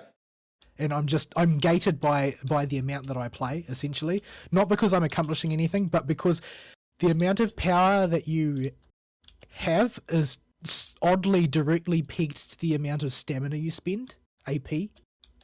Like, that's bizarre to me. It's like, oh, you can't level your characters beyond your player level, and your player level is just calculated on the basis of how much time you've spent playing the game. And the level cap regularly increases. We just had an increase. Yeah, I don't get it. It seems like an odd way of doing things, but yeah, the bulk of the time in the game seems to be reading dialogue, and I'm totally all right with this. It's not particularly rich dialogue. Practically all of the character scenes they're not really character development. They're just the characters simping for the protag. Yeah. Waifu game aggressively. There's Akari. Yeah. Akari is not simping for the protag most of the time, which makes it even more disturbing, to be honest. Yeah, Akari is an innuendo factory of prolific proportions, and she does not appear to have a full comprehension of it either. Sounds like just a fun character, that one. I love Akari. She's still a main on my caster team, just because her character is so I feel like I'm about to implode from cringe. Like, it's just no, she's going. I know what she's going to say next. Oh, she said it. Sure, download the voice acting for her scenes too. Yeah, I did, and I regretted every second of it. I skipped through most of it now because it's too painful to listen to. Like, someone obviously has experience acting for an adult VN. Oh dear. But yeah. The thing that I think stands out by far and away in this game, ahead of everything else, is the presentation of its core story. Like, I'm not talking about that the writing is great. Maybe it is. I haven't seen very much of it, but I somehow doubt it. But the actual, like, presentation in terms of how they have displayed what is essentially a VN is leagues ahead of other mobile games. It's not a high bar, though. It's not just I'm not saying they're just at the top, I'm saying they're leagues ahead. Like, they have made very, very efficient and cunning use of a combination of animated sprites, voice acting, and short animated sequences overlaid with more animated sprites to make a very, very engrossing version of the VN experience, which almost feels like an animated experience at times. What is actually Pinecone about, anyway? I get the feeling that if I was told anything about it, it would probably be spoilers. I see. Basically, the Pinecone we have now is Pinecone Redive because the first Pinecone tanked.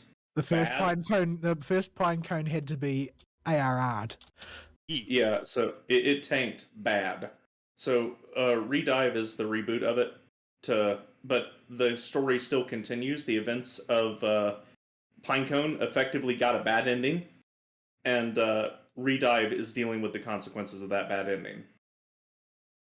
That doesn't sound actually And half bad. this involves memory modification of a lot of characters who don't remember what happened in the original Pinecone. All of a sudden. Right. Well, it seems to me like that there are a lot of characters can remember snatches of it, and at least one character that I've met seems to remember an awful lot more about what's happened previously than most of the rest of the cast. Yeah, I'm behind on the main story, but I still don't know what Winway's deal is and why she can remember way more than everybody else. Yeah, but at any rate, the presentation really sort of captured my attention because it's done in a really gorgeous way. They've clearly spent most of the budget on creating the story sequences, and I really like how they've done it. I hope that if they do another FGO, that it will be animated like that, because I expect that they have found the most financially efficient way to create these animated sequences that they do. And they also do them all in-house with their Side Games animation studio now, and you can see the love they have for it. In episode 4 of season 2 of the Pinecone anime has become a meme for how over the top its animation is for a gacha game tie-in anime. Yeah, normally gacha game animes are produced on the cheap. Well, yeah, that's not true for Side Games. Like, anybody who's watched Grand Blue will tell you that. Grand Blue is an absolutely gorgeous anime. It's really, really gorgeous. It made me want to play the game just on the weight of how gorgeous the anime was. Yes, I didn't in the end because it has a real bad reputation being grindy as heck, and it's also, been running a very, very long time, so you'll be 1,000 miles behind the power curve with no idea what's going on if you start now. But yeah, sounds right. It is really, really gorgeous from an artistic perspective. Yeah, it's Side Games in general is, if it's their own property and using their in-house studio, it's going to look really good, and they're going to put a whole lot of effort into it. Their fighter, their Axis fighter, is also gorgeous looking. I've never played it. I don't know if it holds up mechanically or not. I don't know if anybody in the FGC plays it because it's an anime fighter, but it looks gorgeous. And there's a infinitely delayed JRPG that they've been teasing for an eternity now, based on Grand Blue, that it also is probably the most gorgeous looking JRPG I've ever seen previewed. It's like Tales plus a bit in terms of sort of animation quality. Yeah. It's Side Games really likes to make their stuff look pretty in presentation. Yeah, like presentation with me gets a lot of points. I'm not going to ever be good enough at video games ever again to care that much about the finest grained details of the mechanics, but if it's gorgeous enough to be immersive, then that's all I need, basically. But yeah, so I've started playing a little bit of Pinecone, and by playing I mean I will occasionally press a button and it plays for me. I don't really know how to advance very much. I haven't formed any strong attachments to any of the characters either. A lot of them are very archetypal, and my pulls have been... Ari says they're really, really good from a gameplay point of view. They're amazingly good from a gameplay point of view. I haven't really become very attached to any of the characters. The one character that I did particularly find myself attracted to was one that I just pulled, who is apparently not very good at all. Called Akino, because she has a hilarious little Ojo-sama laugh animation after using her union burst, which I thought was hilarious. And if she gets attacked during it, yeah, like I think that little touch was amusing, and that's a funny game mechanic too. But I've always ended up building my teams in gacha games around characters that are basically exiles from the meta anyway, so I don't care too much about that. Ultimately, if I continue playing this game, I will probably progress it by means of just power leveling ahead of the content and then steamrolling it, because I'm just not so invested as to think about the whys and wherefores of how to keep Ilya alive in a team. Oh yeah, that's not happening. Ilya is garbage in PvE.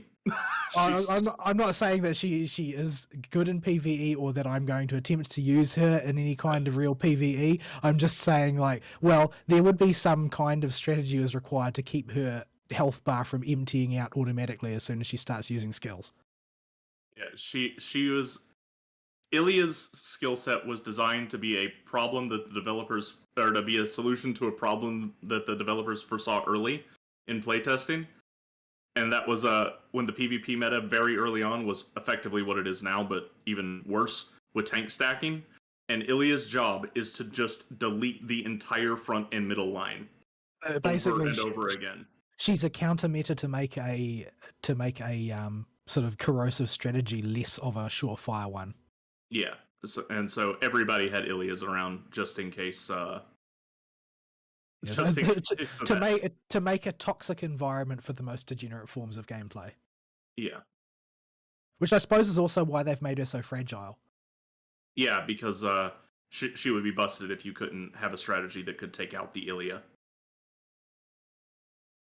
But yeah, so that's about it. That's about it for me. I didn't really do much else. FGO's currently doing the Valentine's event, which is unfortunately a points grinder, although I will take a points grinder any day over another tower, although apparently there is a tower again next year, which I'm not looking forward to because it made me want to kill myself. But at least the Valentine's event is predictable, although the leading protagonist is Sei Shonagon, who is an unspeakably obnoxious Zoomer. But I don't know if actual Zoomers talk like she does. Everybody calls her a Zoomer. I don't know if that's just because everybody calls her a Zoomer that everybody calls her a Zoomer, or if her lingo is actually used by high school girls in the modern world. And I sincerely hope not. But yeah, unfortunately, her voice acting is nails on a chalkboard. Like it's exactly as annoying as you would expect your character archetype to have a voice like. She is also the VTuber Bale's long lost elder sister. Like you can tell that they have the same character designer. It's even closer than Ina's design is to the likes of Hokusai and that. But yeah, I'm gonna grind through that event. Valentine's events are always a bit. Valentine's events are the one time that FGO is solidly like a wall of events that are all the Bond events from Pinecone, where the characters all simp for the main character in aggressive fashion, or except in the case of their occasional ones, like I think I don't have her, but in what's her name, the demonic bodhisattva woman, what's she called again? Kiara. Yeah. In Kiara's case, there's a bad end. In Karma's case, there's a bad end. Basically, the bad end is the protagonist is dead forever or whatever. I think there was actually one there's a bad end for Lambda Melt as well, but I haven't done it yet, so I'm not sure. I did Karma's bad end to see what it's like, and it's as expected. The good end is also more or less as expected, where she ends up a blushy mess and then tries to change the subject because her attempt to lure you into everlasting eternity of depravity failed because you actually like her, and she is of course completely poleaxed by this. But yeah, so that event is happening. Valentine's events are sort of a bit of a nothing to me. I'm not that interested in them. But there is unfortunately 3 million points worth of ladder and a whole bunch of missable items to get. So let's put the farming gloves back on. Gotta take all your servants to the Fergus zone. I do not want to take my servants to the Fergus zone. I even want to know what the Fergus zone is. Well, the Fergus zone is actually if you give a Valentine's chocolate to Fergus, he gives you his room key. Oh. Say no more, I don't want to know. Yeah, you don't. Because it's Fergus. Thrust his spear deeply into the continent. It's a sword. But anyway, I'm just going to call into it there. I haven't watched any new anime, I don't think. I don't know that I'm going to have the energy to do so because nothing looks very appealing. But, yeah, maybe I'll watch the Pinecone anime. Maybe. Might be good. Carol is still adorable, so. They seem to have doubled down on the reaction GIFs for Season 2. As the raw quantity of them that are out floating in the ether now seems to have doubled. There was an awful lot of Kokoro face already in the first, 2 episodes that I watched when I was doing the reviews. Yeah. It is a very funny face. Her rappy butt face, as Abo calls it. Yes, that's not a very flattering name for it. No. But The only anime I've continued to watch is Gintama, and I can best summarize that in one word. What? I mean, if you've got time, I really can recommend Demon Slayer simply because it's so impressive to look at. Oh yeah, absolutely watch it. It's so good. Even just the visuals. Even just for the visuals, you can get a lot of enjoyment. Yeah, it's some top quality middle of the road shonen which has just had a ridiculous amount of visuals lavished on it. I do like me some middle of the road.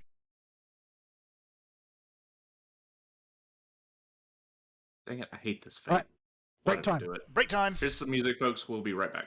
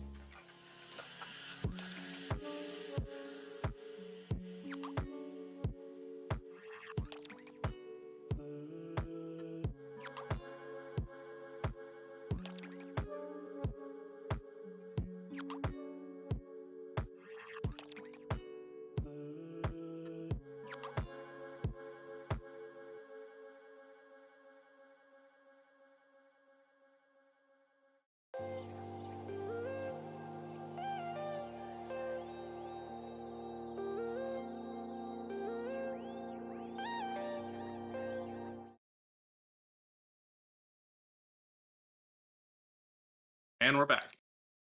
Bills. Ah. So, we were still on y'all's 2 weeks, and Yeah, we're at we tangent already 2 like hours. kings. So, did y'all have anything else? No, I don't think so. All right. I guess we'll zip through my week then, because there ain't a whole lot to my week. A whole lot of Well, news either, so. It can't be as bad as last week, surely. No. It was much better than last week. I sat down and played a little bit of single-player games, but Hooray! nothing that required much brain activity. I was still very tired after every day. It was still an overloaded work week, but compared to last week, anything is better. So, as long as it's not like last week, we can. I'll be fine.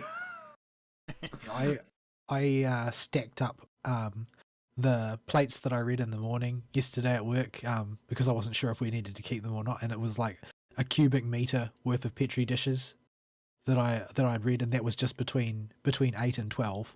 That's a lot of people. Big poultry project. Not a busy Saturday for me. Like my yardstick for how busy the day is based on the number of enumeration plates that I read during the day. A modestly busy Saturday that keeps me occupied all day is about 1,200 plates. I read 2,030 yesterday. Yeah, it was rough. Yeah, that's a big number. A lot of work. So yeah, my week was mostly spent just at work, doing work things. More of the same that I've been complaining about. Just more work in general.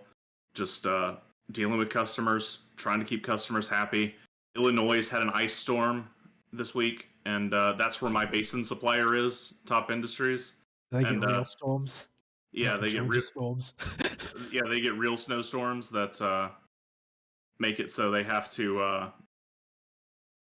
actually not come into work because they're literally snowed inside their house, or they have no power. As in, they open the front door and there's a wall of snow there. Yeah, that's how bad it was, apparently. So yeah, a lot of dealing with that and apologizing to customers that it's taken me a while to get them their basin quote because, well, I just don't. I just can't get in touch with my manufacturer right now because they're currently in the middle of snow. All of it. All the snow. Yes. So, yeah. Not a whole lot special this week with work. Nothing as ridiculous as last week, but it was still incredibly busy. And I was scrambling every single day and coming home extremely tired. That said, I did get some time to punch into some single-player games that I had to pick something that was comfort food because I just didn't have the juice to do anything strenuous. So I've been plucking away slowly but surely at the Castlevania Advance Collection on the PC release of it, which is all 3 of the Game Boy Advance Castlevania games that were released at the time, with not very many enhancements to them. They have a few little widgets like stuff to track farming in real time if you decide to go item hunting or for specific key things in each game, or and a rewind function so that if you get owned, like in Circle of the Moon, where you don't get healed after a boss fight and have to walk your way all the way back to a save point. If you get whopped by a Medusa head or something on your way back, you can rewind time by about 5 seconds to make it a bit less time intensive, mostly. And it has save states and standard emulator features that most of these SNES GBA re-releases have. And yeah, just been chewing through those and finished chewing through that package this week. I guess I can give a quick rundown of each game in it. Circle of the Moon was the critical darling when the Game Boy Advance first launched. It got the most praise out of all the launch games. And it's nowadays seen as a black sheep among the Castlevania games because it does a whole lot of things really jank. Like, its whole gimmick is there are element cards and attribute cards. And the attribute cards, when you can only have one of each active, and depending on what combination you have active, when you press the L button, you'll activate a different spell effect that will consume MP. And these effects vary wildly. Like one attribute card changes your whip, and you can give it the elements you want, and it'll change the way the whip behaves. And then another one will make you immune to one specific damage type.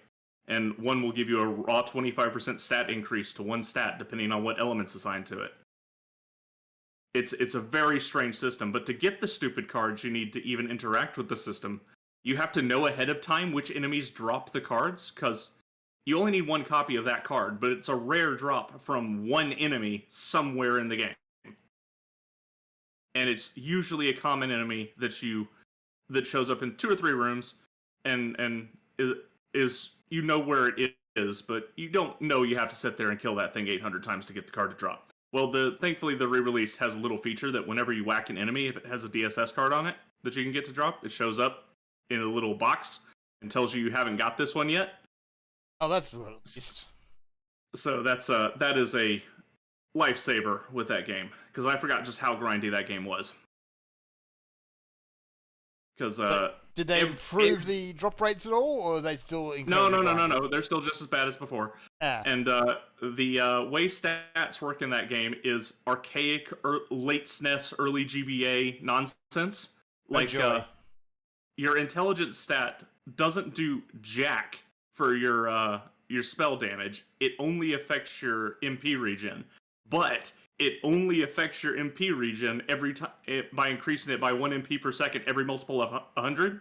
So for 90 levels or 90 points in the stat between levels, it doesn't do anything.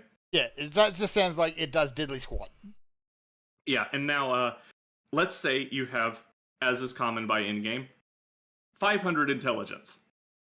And you activate the spell that increases your intellect by 25%. Okay, you got 625 intelligence. Your MP is regenerating a little faster, at least it functionally does something, right? Well, what if I told you that spell costs 4 MP per second to keep up? You'll notice the math is a little broken here. Then the math is a bit off, yes. Yes. You are in fact losing MP for the spell that's supposed to give you more MP, and there's a whole lot of stat jank like that all in this game. That is just jank, yeah. Where they just didn't test it very well. And it makes sense it didn't get tested very well. This was a launch title for the Game Boy Advance. That was rushed. Yeah, and a whole lot of areas you can tell are rushed. It still feels fine to play. Of the 3, it is probably the most easy to pick up and play, in that it also has some semblance of difficulty. While the later 2 games in the GBA collection most definitely have a few issues when it comes to difficulty, in that they are so trivially easy that you will sneeze at them and they'll fall over and they take no time to finish it all. Unless you go for 100% in the 3rd game like I did, then it takes like a day. So, still not much. Yeah, so Circle of the Moon's worth checking out. It's you feel very heavy. For some reason, the dash is an upgrade in that game instead of just being something you have. And you have the Belmont strut still in that game, even though you're not playing as Belmont, you're playing as Nathan Graves. But he has the Belmont strut going on, so he walks at a snail's pace, and there is no option to assign dash to a single button. Dash is instead double tap, and every time you want to dash in Circle of the Moon, you have to double tap. And what's doubly funny is there are even puzzles set up like this, where you can... That double tap doesn't have to be in the same direction. It just has to be 2 horizontal directions. So you can go left, right, and keep holding right, and you'll be dashing right. Okay, it's very, very strange. That does sound incredibly jank, and the sort of thing that will send you down more than one pit. Yeah, Well, there are no bottomless pits, thankfully, because it's the Metroid style of game. Oh, that's something. But yeah, it's got some serious old school jank going on. Player beware. So yeah, I enjoyed my time with Circle of the Moon. I like that game a lot, despite all its jank. The next game I had not played before. That's Harmony of Dissonance. It is the one GBA game that I just never got to play for one reason or another. I just never owned it as a kid. So this is my first time going through it. And I don't think I was missing very much, because this game is hot garbage. That's like, there are people in the Castlevania fan base that love this game to death. Those people are stupid. This game is so trivially easy, and that you level up so quickly and outscale the enemies so fast with spells that are screen-filling and so powerful that there is no challenge at all to this game. It is literally fill in the map, collect all the things, and go fill in the dude's room. There's the whole collectibles the non-standard collectibles in this game is furniture that you can take to a room, and Pro Tycoon will just dump the furniture in that room and do some interior decorating whenever you bring new furniture to the room. Okay. They do nothing for your stats or anything for gameplay, and they're not very well hidden. they're out in the open, and the only collectible achievement for this game is getting all the furniture. Right. So yeah, this game was hot garbage, and I am very glad that I missed out on it when I was younger. It is quite bad, just because you two-shot everything. Like, even bosses are a joke. Even the bonus mode even the bonus mode that takes away levels is still too easy. And you can do that in like less than 45 minutes. So it's a hard skip on that one. I can't recommend it to anybody in good conscience at all. Alright, and then you have the third game, Arya of Sorrow, which is one of the critically acclaimed darlings for the Castlevania series, and for good reason this time. It's takes the Metroid style and puts a twist on it, where you don't play as a Belmont or a disciple of the Belmonts, like Nathan from Circle of the Moon. You play as Soma Cruz, hitherto unheard of dude from Japan, who Dracula's castle has appeared suddenly inside of an eclipse. And What do you mean inside of an eclipse? I mean, the eclipse, the moon opens up and there's a castle in there, and him and his girlfriend at the shrine get sucked into it. Oh, literally inside an eclipse. Yeah, literally inside the eclipse. Oh, Dracula. I mean, he's a bastard, but he's got style. Yeah, so Soma has weapons he can equip instead of having a whip, because he's not a Belmont or a disciple of them. So you find swords and junk through the game, and they can radically change your playstyle. And Soma comes to figure out immediately, as soon as he gets sucked into the castle, he has special powers unique to him that let him absorb the souls of any demon he kills and use their abilities for himself. So what this means in gameplay terms is every single enemy, Kirby on crack. Every single enemy in the game, you have a chance to absorb its soul when you kill it, and it will give you a unique attack. Every single one. There's like a lot of enemies then. Yes, there's something like 110 enemy types in the game, and all of them have a unique soul. It's kind of cool.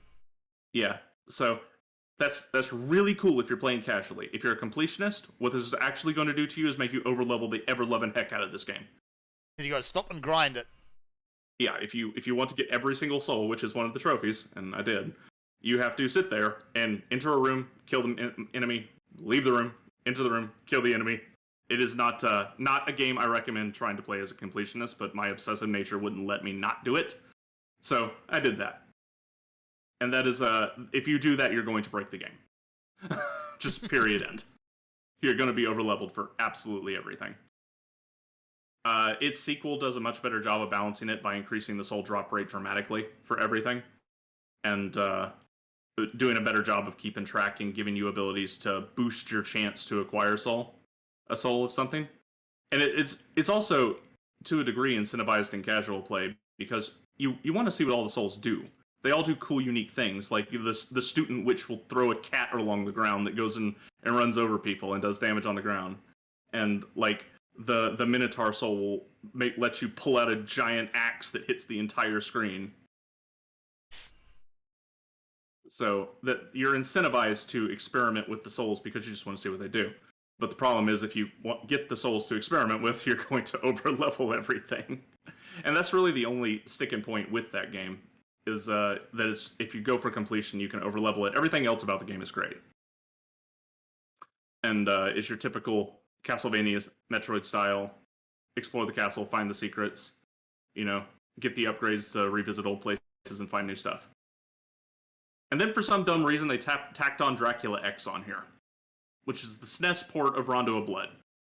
The infamously terrible SNES port of Rondo of Blood.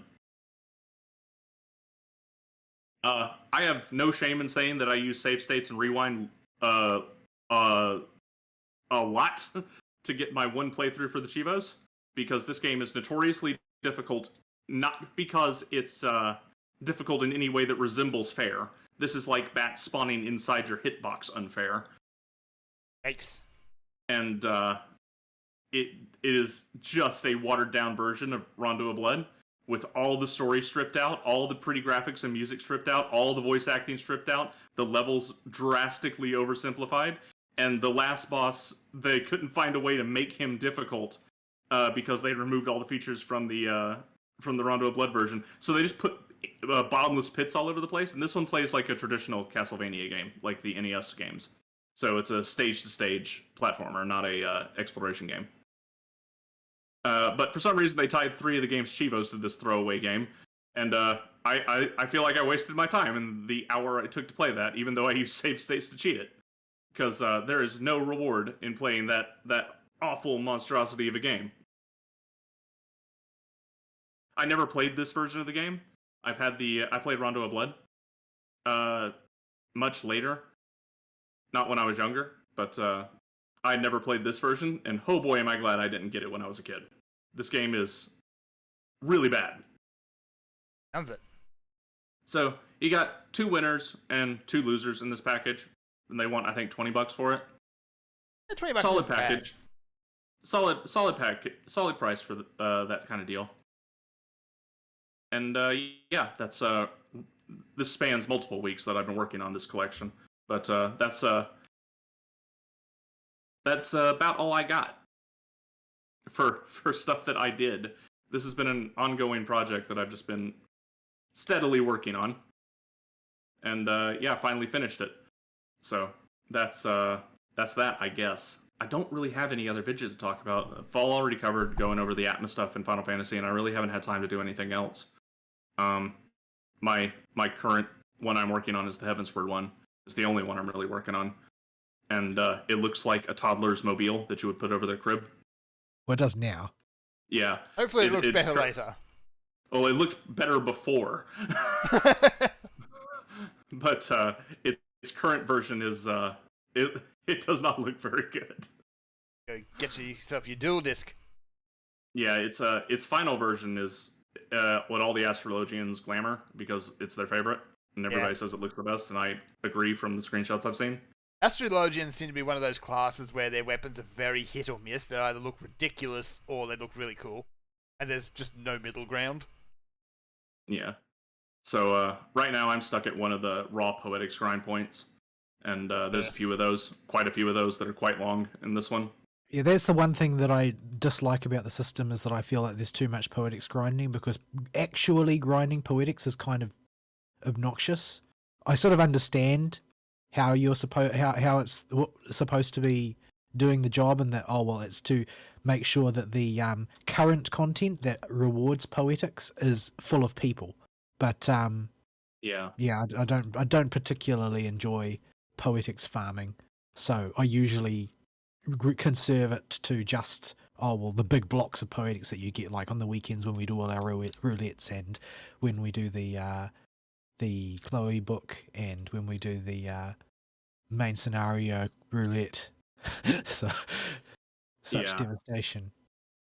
Yeah, so poetics come over time, and oftentimes when I'm just doing stuff, I'll find myself approaching cap.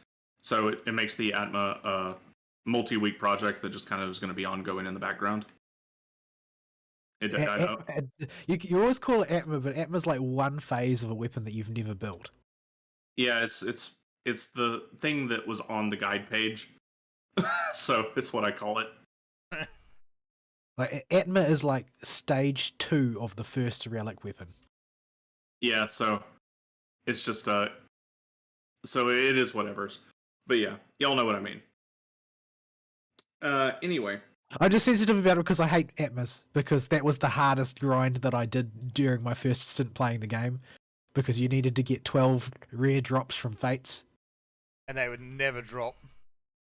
Yeah, or you would spend forever farming for one of them, and then the next time you just happened to pass through the zone, a second copy would drop. Yeah. Even though you didn't need a second copy for anything. So yeah, that's System is built by spite. That's a thing that's been ongoing in Final Fantasy. We haven't done the new raids yet. I was thinking about doing them last week, but I was just too tired. Yeah, I didn't have the energy either, and I don't know whether or not I have the energy today. Probably not. Tomorrow, maybe. We'll see if I can get myself out of bed. Yeah, after church, and I've had my nap. We can see. But it's Well, we're not going to be doing it over leveled this time like we have in the past. So everybody is going to be a clown. We'll need to be actually sort of on the top of our game in order to not embarrass ourselves horribly. to offset the clownery. It is much nicer to be the one groaning at the people in your group rather than being the one you know is getting groaned at. Or getting called autistic blatantly, in my case. Yeah. Which is part of why I find myself so much more comfortable in alliance raids, because you can hide in the crowd. Well, admit it, sometimes it's just inevitable that it'll be your turn to strap on the big shoes and red nose. Well, you can always hide. You can hide in the crowd so long as you don't walk off the edge like an idiot and be the only person dead when no combat has happened yet, or B, you're the only one left standing. You've got to resurrect 23 people by yourself. See the near raids for both scenarios. Yeah. Yes. Oh man, I felt really bad when I had my moment where I walked off on the edge of the puppet bunker. And then everybody got knocked off in our group during the first mechanic. That made me feel so much better. We did it exactly wrong, basically, didn't we? Yeah, everybody was in the wrong spot and we all got knocked off. And then just rest assured, you're not the only clown here. Well, this started a little bit of infighting in the group, and then Group A murdered us. And so we united. Oh yeah, that was that right. There's no way it wasn't deliberate. It was too perfect. It just hit everybody in our group. Yeah. So, yeah. And to think, if this was a WoW raid, it would have ended up in screaming. And not the fun kind of screaming. It's just something that happens in FF. I think people are a lot more pragmatic about. Like, not only are people generally more tolerant of clownery because they know everyone was that guy once, but people, generally speaking, are just more laid back about that kind of thing. Like, they know, well, you can't expect more than a certain level of play, and if you do, you should be playing with your static anyway. You shouldn't be playing in the roulette and expecting a class act. You still find people who are too much to hardcores when it comes to people who are just powering through expert dungeon after expert dungeon after expert dungeon, and they never want to stop to breathe, much less think about what they're going to do. Yeah, you but get I don't play those that way, so Yeah, I could do it. I mean, I can get the queues. I'm a tank. I could just do them over and over again, and maybe I'd actually get good if I did that. But I don't really have much interest in it. There are lots of people who do spend all their time thinking about how to min-max dungeon runs, though. Yeah, it's much more fun as a healer when I'm not MLG pro and in practice, and I get to in real time experiment with playing chicken with your health. Yeah, I don't really like healing for tanks that I can't talk to on Discord, because I need to be able to get feedback if I need it. does make a massive difference. Cactuars hurt, by the way. They do. So yeah, I think that's it for our weeks. I'll cut mine short since y'all went on with y'all's. Yeah. All right. Let's find us some news then, and preferably news in email. No. Oh yeah, we got the email. Did we? I thought we read that one. No, we haven't. In that case, go for it. I need to get off the ground first, because the crabs will kill me. Right. So, as per usual, this email is from our good buddy Serathis, and I'm going to say that up front because he didn't sign the email for some reason. And he's also addressed it Dear Vol, so I guess this is for me. That's a bad sign. It doesn't say dear no excuses. It says, dear Vol, I forgot to send this email last week, so please bear with me. So, I have looked and found no Type Moon mod for Doom. There are a bunch of Animu stuff, like the very fleshed out Toho Doom and the best 3D Sonic game on PC, Sonic Robo Blast, or Demon Steel if you want to katana demons with a cyborg ninja girl. I mean, However, if you want to play... Go on, what do you say? Who doesn't want a cyborg demons with a ninja girl?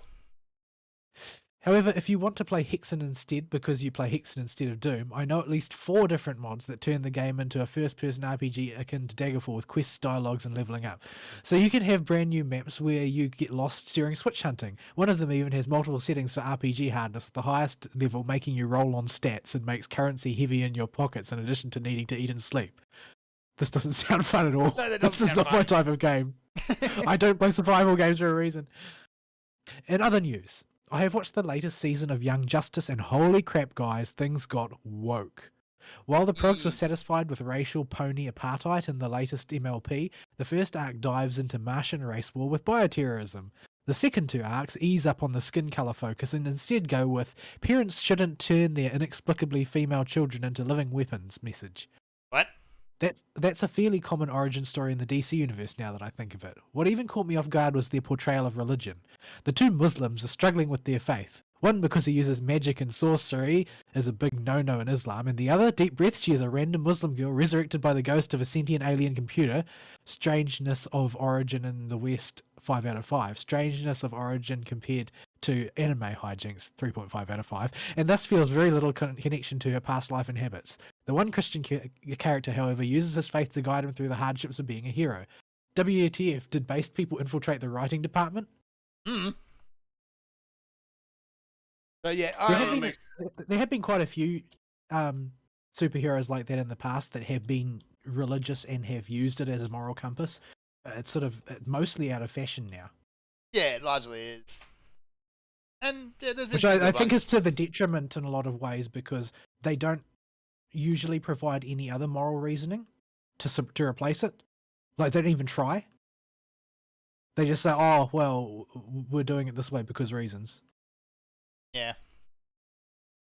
That's for Young Justice. Yeah, I heard that went super ultra woke. Which is a shame, because I liked the first bit of it. Speaking of That way. super ultra woke, did you see any of the stuff about the new Halo product, the series? No. Oh, they did this, like, I don't know, it's like a Netflix series or something. I don't know. It's like a live action. Oh wait, is that the where these pictures of live action Karen Cortana come from? Yeah. Right. Yeah, probably. Cortana wants to speak to a manager. It sounds so absurd that I have no idea if it's genuine or not, and I didn't really want to go and find out.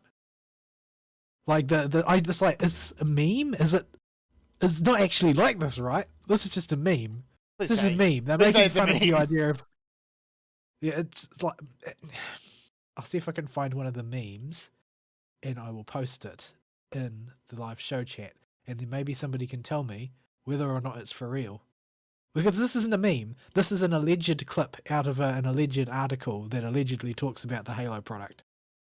But don't like the sound of that.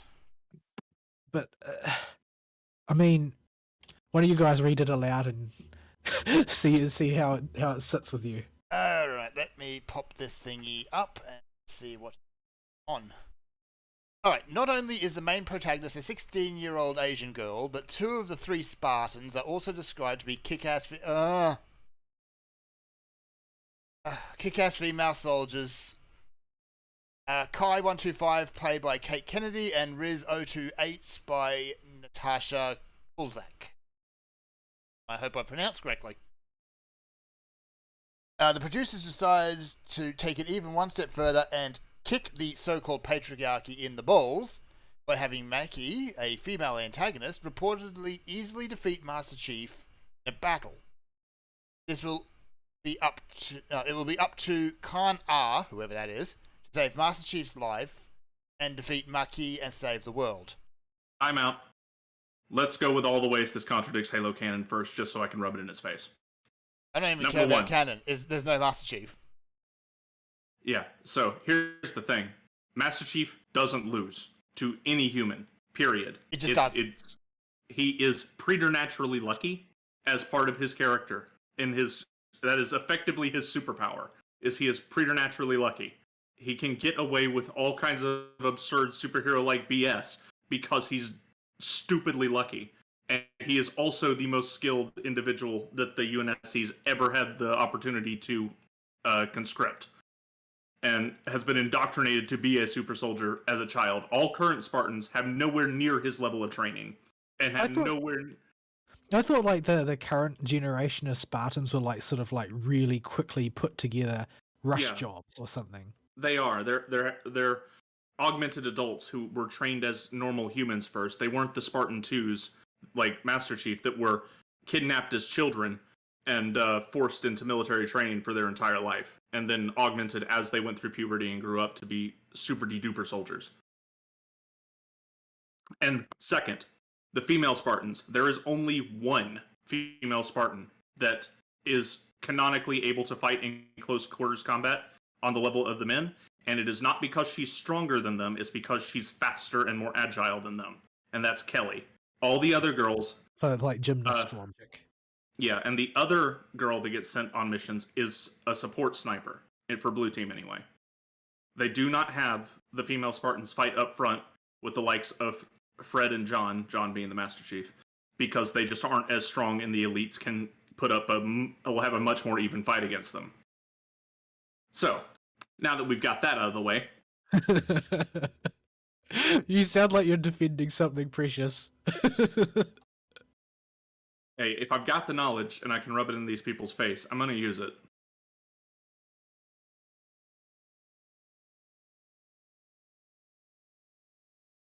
Ghost Team notwithstanding, but Ghost Team's not canon anyway. So, yes. It hurts a little bit seeing them do that to Mr. Chief and Halo, because I still have fond memories of it, but I don't expect anything more from these people. This is exactly what I expect whenever I hear a blank adaptation of something. Yeah. I mean, it's Netflix. It's too much of a meme for it not to be Netflix. I mean, you will have seen those memes around, no, I think right? was it Netflix? Hang on. I don't think it was Netflix. I don't know. I'm just talking in meme terms. Like, you know how there's that meme where it's like, it's got the manga version, anime adaptation, Netflix adaptation. Yeah. Meme format. And it's always some fat black chick for the Netflix adaptation, no matter what character was originally there before. Because people know, like normal people know. They know that it's wrong and that it's bad. There's no question in anyone's mind what Netflix adaptation represents.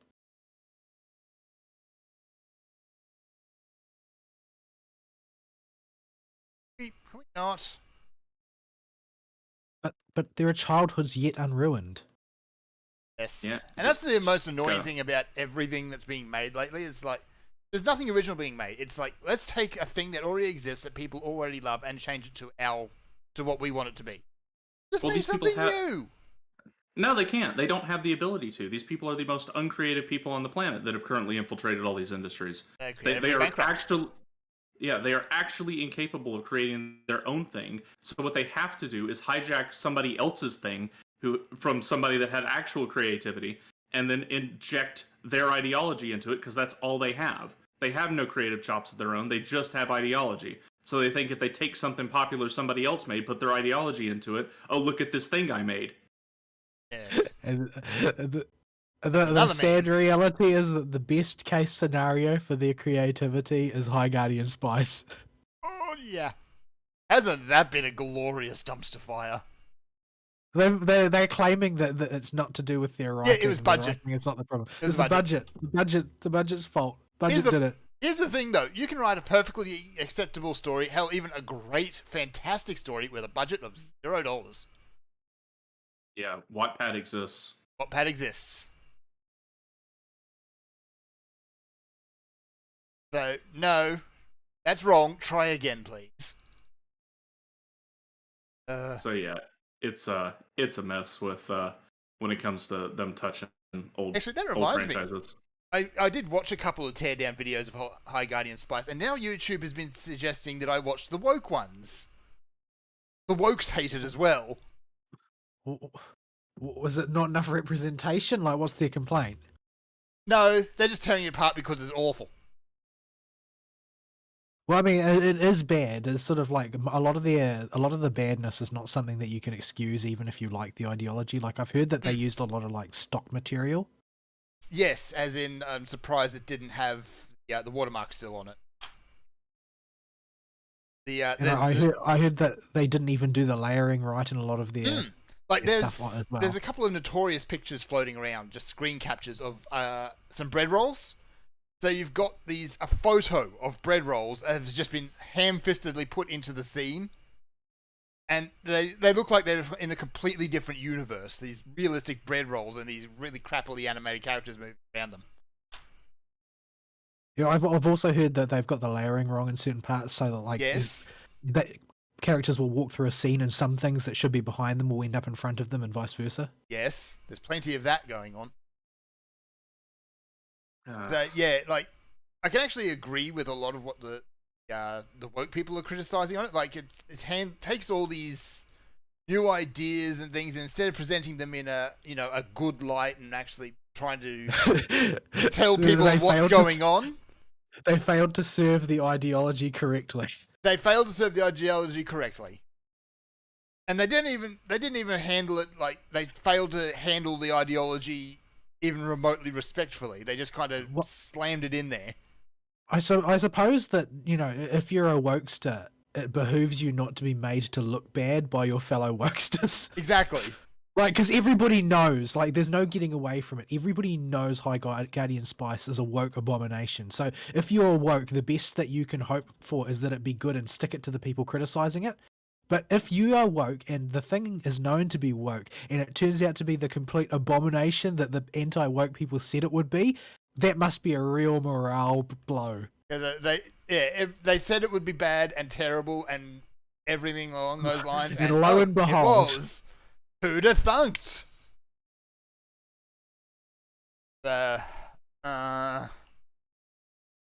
Just not Cal Arts anymore, please. No, it's the only thing they teach nowadays. It is the only animation style that seems to exist. That sausage mouth. It's back to the dark age where everything looked like the cheap, crappy Hanna-Barbera style. Well, the thing is that the cheap, crappy Hanna-Barbera style wasn't, oh, well, that's the only thing people can draw. It's like, oh, well, they saw Hanna-Barbera cartoons were popular and they tried to ape it. And it was incredibly cheap. They're not trying to ape Cal Arts. That's literally all the people in the industry trained in the same place and learned the same animation style. Yeah. And which is also why they're producing homogenous stories, because they all learn from exactly the same place. Well, when you say learn, that sort of implies any of them can write. Well, congealed stories. I'm waiting. We've got to wait for another animation renaissance.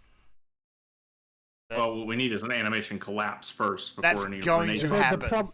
The problem is the people involved. It's not that there's anything wrong with animation or there's not even anything wrong with the culture that's causing this. It's the people involved have a particular way of viewing the world where the media they produce is not in service of media, it's in service of ideology. They're not trying to make something that is good, they're trying to achieve an end, and that's to make people think what they do. Soon, hopefully, will come the day where that mindset dies out. Well, it can't sustain itself financially because it produces garbage. But I mean, the thing is that Hollywood has been producing garbage that loses us money for decades now, and they haven't given up yet. That's the problem. They had functionally unlimited funds, and it takes a while to run out of functionally unlimited money. But eventually, it will become limited money, and somebody will have to make some cash back. Well, especially if they continue their current purity spiral of eating their own. Like, when the people who have the money get Me Too'd, what is going to be left?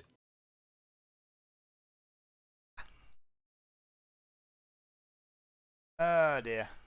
So, where were we? Start this as email. Oh yeah. Yeah.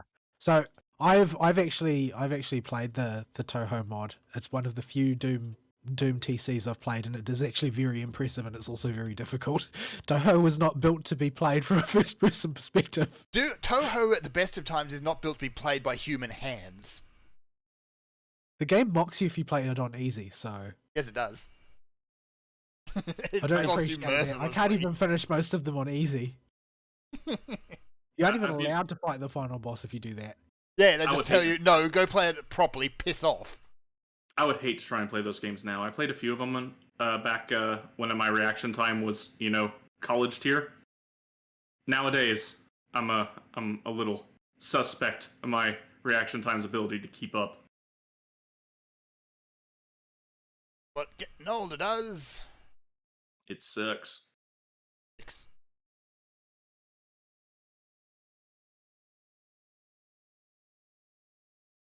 Alright, No, I think that's it. Yeah, I don't really understand what he's talking about in terms of Hexen. I mean, I don't know if I don't know if I actually want Daggerfall. When I say I like Hexen, it's not. If I wanted to play Daggerfall, I could play Daggerfall. Actually, Google's been telling me to play Daggerfall too, so there's that. I play Hexen because I like Hexen. I like the fact that it's like kind of dumb and also kind of clever at the same time, and all frustrating. Which is why I keep going back to it. It's one of those games that I start over and over again and make almost no progress on each time. Yes, yeah. Alright, I've got my machine built. I'm about to tempt the gods of Clang. Here's the thing about space engineers, and something that anyone who's been in the game for a while will tell you. There is a dark god in this game, and his name is Clang. Because of the noise he makes when he appears. I see. But when you say that his name is Clang, it just reminds me of the guy from Teenage Mutant Ninja Turtles. Oh, Krang. He was weird. Yeah. He was weird. Weird. Was there a story behind him? Like, yes. Why was he a tummy brain? Why was he a tummy brain? Yeah, there is, but I could not tell you what it was. Yeah, I don't remember what it was either. Yeah, he did have a story. I remember them explaining it at some point. He and Shredder seemed to ostensibly be on the same side, but they also didn't seem to really get along. Yeah. They begrudgingly worked together sometimes. Also, Krang's voice. Krang's voice was, good old 80s pitch voice perfect acting. for what it was. It was pitch perfect for what he was supposed to be. Just yeah. horrible alien monstrosity, but sort of diminutive at the same time. And completely bonkers. Alright. I don't know why his voice just... it's like nails on a chalkboard when I think of it. Okay, this is good. I seem to have avoided angering the physics gods, so we can continue. Yeah, space engineers, basically, anytime you play with rotors or pistons or things like that, there is a non-zero chance that the machine will just spontaneously tear itself to tiny little pieces. And it will do so with such force that it tends to take everything around it with it. Yeah. So, that's that. So, thank you for the email, Serathis. Thank you. Will, I guess we can go on to the GNUs. Something that is not about one of the, oh geez, I think we're up to about 4 large-scale scams going at the moment. So yeah, y'all already talked about the Star Citizen thing. Yes. So we don't need to retouch on that. So let's bag on World of Warcraft some more. Hooray! So remember, there was all kinds of reasons why cross-faction raids weren't going to come, and they promised, no, that's not happening. Yeah. Because Malor, integrity of Malor, because the law has got so much integrity right now. Yeah, so all that's out the window. Cross-faction raids are coming. Yeah, that was only a matter of time, especially the way the server populations have been going. Yeah. It's not about the factions, it's about faction identity. As long as we maintain faction identity, it doesn't matter if we have the mingle. Well, I'm not against it. because the faction thing has long since run its course. At the moment, it's largely just an obstruction that prevents people from playing what they want with who they want. Yeah. But it's the fact that they're acting like, oh, well, we never really had a problem with it. You guys just didn't really understand our position. And that's that attitude that keeps coming back. This is why people aren't playing your game anymore, Blizzard. Yeah, you would think. So It's not really that hard to figure this crap out, is it? Surely. Yes, show So, a little yeah. bit of humility every now and again. Admit you made a mistake. It is But- not hard. the only reason they would finally get off their high horse and get in the line of fire with the tomatoes is to get on a slightly smaller high horse and tell them, well, we're doing this anyway, because what they won't tell you, our player numbers are in the toilet right now, and all of them went to go play Final Fantasy. Yes. The thing is that I don't know why they aren't. They don't even need to do that, because even that would be an admission of fault of sorts. But I don't think they need to admit fault at all. They have a perfect scapegoat in Alex Afrasiabi. Yeah, they do, Because- actually. They got rid of him. He had tyrannical control over certain parts of the game, and if he decides to say, no, it wasn't my fault, I wasn't the one who was pushing for this, nobody's going to believe anything he says. He is a perfect scapegoat. It would be completely effortless to blame him for everything. Yeah. Yeah, I'm would- surprised they haven't thrown him under the bus more than they have. And I wonder if that's because he's got dirt on certain people. It could be. That Could could be be. the case. They're afraid of what he will come out with. Like he agrees to go quietly, but he's got some insurance in the bank. Yeah, and it would not surprise me. California's a totally degenerate place. Delicious. Everybody there probably has a few skeletons with dildos in their closet. That's oddly specific. I mean, Well, it's California. the reality is it's California. The problem with the skeletons in their closet is that they're probably underage. So yeah, this is about what I expect from successful people in California. Is they're all horrible, degenerate people. But yeah, I wouldn't be surprised if that's part of the reason that Bobby doesn't get in any trouble and was able to accrue the power he did, is just because he accrued dirt on everybody. Yeah, I have no doubt about it. I expect he was involved in an awful lot of questionable stuff. I mean, do you saw how quick he was to spring that threat that he would pay somebody to kill someone? Yeah, I could believe Bobby done it before. That sort of thinking only comes from a person who has either done it or seriously thought about it in the past. Like most people, it wouldn't occur to threaten somebody in that way. Like lots of people get very, very angry with other people, and they'll say something like, "I'll effing kill you" or something like that. They Yeah. don't say, "I'll hire someone to kill you," unless they know exactly how they would go about doing that. Yeah, just go on whatever the current Silk Road is, hitman for hire. This guy, I've worked with him before. Yeah, Karen from accounting. Please, yeah, do it with an ice pick. Here's $25,000. Have fun. It's probably that cheap. I mean, maybe? It depends whether or not the hitman is trying to rent a place in California. Well, yeah, it's- he won't be it's able to afford it California otherwise. Hitman. California hitmen probably cost $200,000. But I guarantee you, it's less than $1 million. It depends on who it is and if they have security. Yeah, there's probably increased security and public profile fees, but I imagine the base rate's under $1 million. Ideas. It doesn't matter if it's over $1 million. It's Bobby Kotick. That is true. He does I have suppose any infinite money. any price is chump change to Bobby and his Death Star made of money. So yeah, it's happening in WoW now, and I've noticed the classic community is dead Oh yeah, effectively. Well, they They killed have- it. they killed They, it. they took it out the back and shot it like Old Yeller. They didn't even take it Yeah. out the back. They just shot it straight in the face. And to go along with this cross-faction rating announcement, I was browsing the WoW Classic Reddit today, and they have opened up free server transfers to help the people that are on the abandoned servers finally. Oh, thank goodness. So, yeah, but those people already quit playing, so... Yeah, there's not many of them left. There are still the hangers-on all over the place. And believe in the dream. Stray guilds here and there. So what happened was, they all transferred to one server. Yep.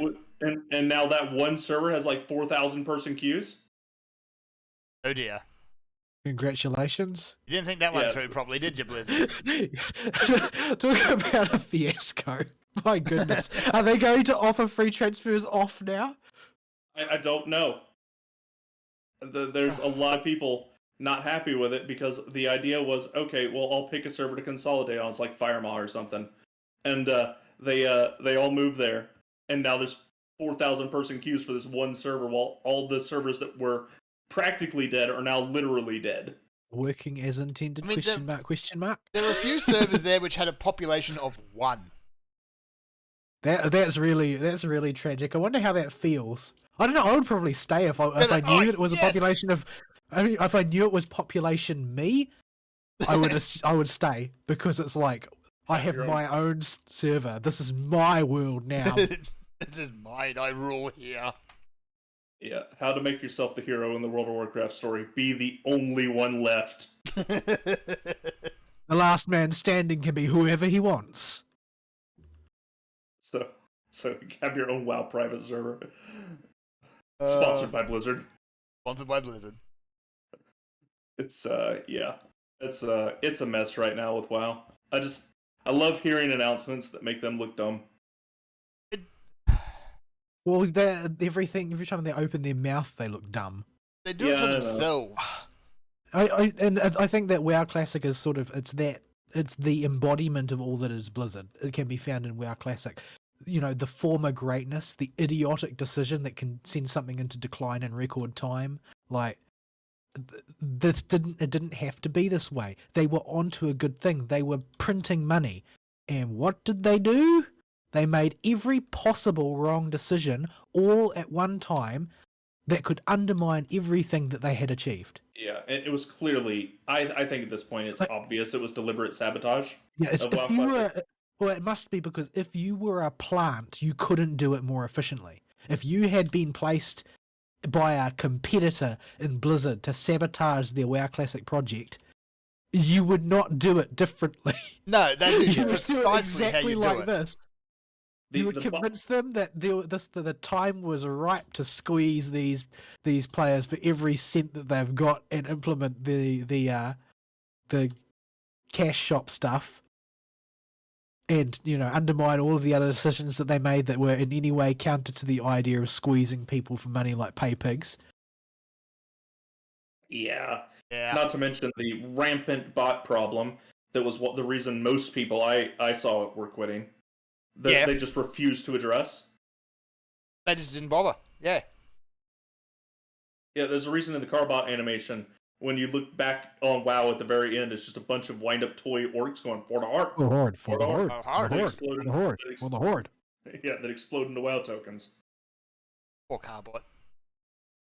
I feel like he may have gotten the raw end of the stick at some point. By being... I don't know. He seems to be doing okay for himself. Yeah. Like, he's gotten sponsorships out of Black Desert Online and a bunch of other stuff now. Yeah, he's a well-known enough name that he'll land on his feet. But yeah, who was it? Somebody did one. I don't know whether it was him. No, I don't think it was, because it wasn't a cartoon. But there was that one with the guy on copium. Oh, green. Oh, yeah, I know the one you're talking about. Yeah. Yeah, the dude that made the Healing in Classic video. There's a troll player who pops in that cartoon. He says it all perfectly, because I just got off work and I feel like I'm still there. That's honestly how I was feeling towards my WoW career. So the game is not bad. It's the copium. The copium. You guys are just pushing your dumb agendas. And then at the end, Blizzard GM, a few new hairstyles will get him to come back. And the Copium guy just holds out the mask. I'll post it. I got it around here somewhere. Yeah, stick it up in the thingy. Yeah, so it's just one of those things where it's not intrinsically all that funny, but it's really funny because everybody knows exactly what they're talking about. Because everybody, not only is everybody know that guy, but everybody's been that guy if they played WoW for a long time. Yeah. There's some part of them constantly was looking for excuses for why the game hadn't completely imploded upon itself. Yeah. On the other side of the fence, you've got Carbot's one, This is Warcraft, where he does that video about basically the curve of WoW. And that one wasn't funny. Like, normally that's depressing. I felt like crying after watching his that. cartoons are normally funny and very silly, but that one was just sad. Like, I stopped ever typing /played on my longest serving characters. Yeah, you don't do that. Because I didn't want to know. Because I knew it was really, really long. I invested a lot of time in playing World of Warcraft and I had some great times, but I don't want it presented to me just how far it fell, and it didn't do so for good reasons. Oh, I got that one handy too somewhere. There you go. It's also in the live show chat. Yeah. Even their biggest supporters, they've had enough. Yeah, and one by one, they've all dropped out, and a lot of them have just rediscovered not being monogamers. Yeah.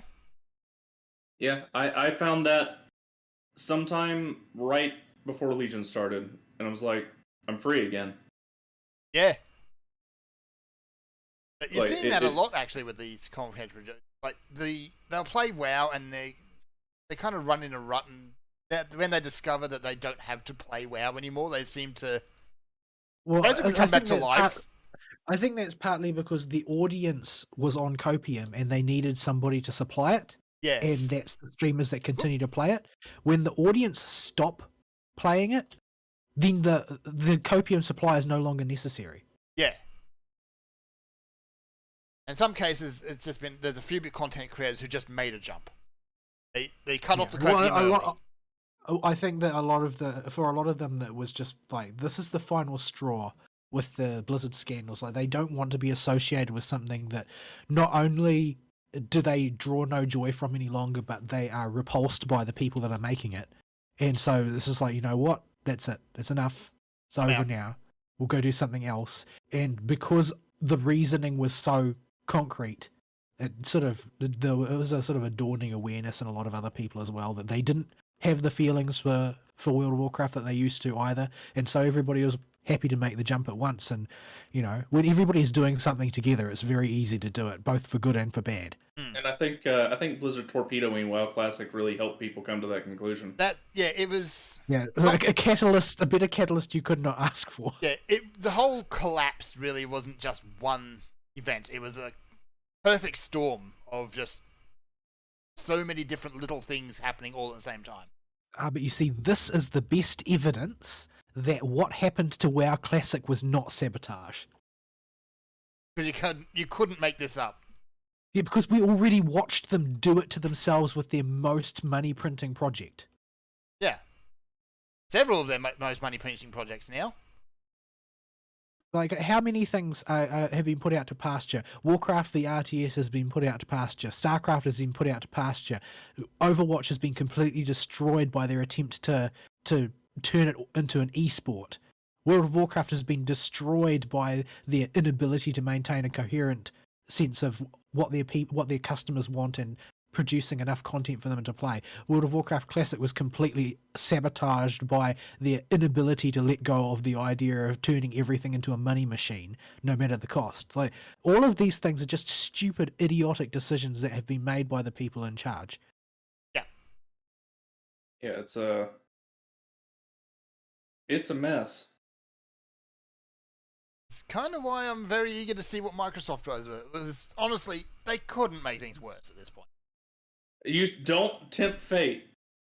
Well, the thing is, there's nowhere else for them to go except to be abolished, and would that necessarily be a bad thing? Because then it would set an example of what you can't do. Yeah, if Microsoft decided that they were just going to demand that Activision Blizzard King divest themselves of the assets that are Blizzard and spread them around the other studios, just completely dissolve Blizzard as an entity because they think it's too tarnished to recover. I don't think that that's a strictly bad thing. I mean, I'm sure that there will be a lot of broken hearts and broken dreams over it because a lot of people working at Blizzard had the dream of working for Blizzard because that meant something to them once upon a time, and they might have been clinging to some faint hope that it might get there one day. But I don't think that it's necessarily a bad thing for that dream to end, because what exists in its place now is an abomination. So, but that's literally the worst thing that could happen to Blizzard, and it's still a good thing. Still a good thing. The only true bad scenario is if Microsoft does nothing. What I meant more was I have not been able to foresee the levels of stupidity Blizzard will reach to and attempt to do things to their video games. Like, I couldn't have guessed that Reforged was going to happen. Nobody could have guessed that they'd go that bad. Like, we could have guessed it had been bad, but not that bad. So, what undiscovered levels of low can they sink to with Microsoft's oversight? If it was the Microsoft of 5 years ago, I would have actually taken that challenge, but lately they've been okay. I don't trust either Microsoft or Sony to do anything. Maybe they'll rein them in or dissolve them, but I cannot put money on the fact that on the bet that Microsoft will be able to help a company out in any way, shape, or form. It doesn't seem like a safe bet. Help's probably not the right word. Yeah, it's... Well, the thing is that the company is not now Microsoft. It is not that Activision Blizzard King are now Microsoft. They are still a separate company. It's just that they have to take their marching orders. Yeah, just... I don't know. By and large, they'll be left to operate more or less autonomously for the most part. It's just that there'll be somebody waiting with a nail-studded bat in their hand if they try and go off reservation now. That's assuming, of course, the fans don't tear them apart first. Which is honestly quite likely, because they don't think the remaining fans have a lot of patience left. I don't know how many copium huffers there are left. I think they're starting to run out of copium. There can't be that many, because there's only so much copium that you can huff when there's literally nobody around you to play with. Yeah, the copium supply for Blizzard, I think, has run out at this point. Yes, you've just got the people who are already invested in like the hardcore Shadowlands Mythic raid scene, who will probably retire at the end of the expansion. Yeah. And the people who are so invested in the hardcore PvP scene that they don't even notice what's going on, which is what I've heard is the bulk of the hardcore player base of World of Warcraft now falls into one of those camps, and most of the unaffected ones are the PvPers, because the Mythic Raiders are at the end of their rope as well because of the stupid decisions that have been made. But the PvPers just don't notice what's taking place at all. Yeah, because PvP tends to exist in its own little bubble, and it's largely an afterthought. Yeah. For the developers.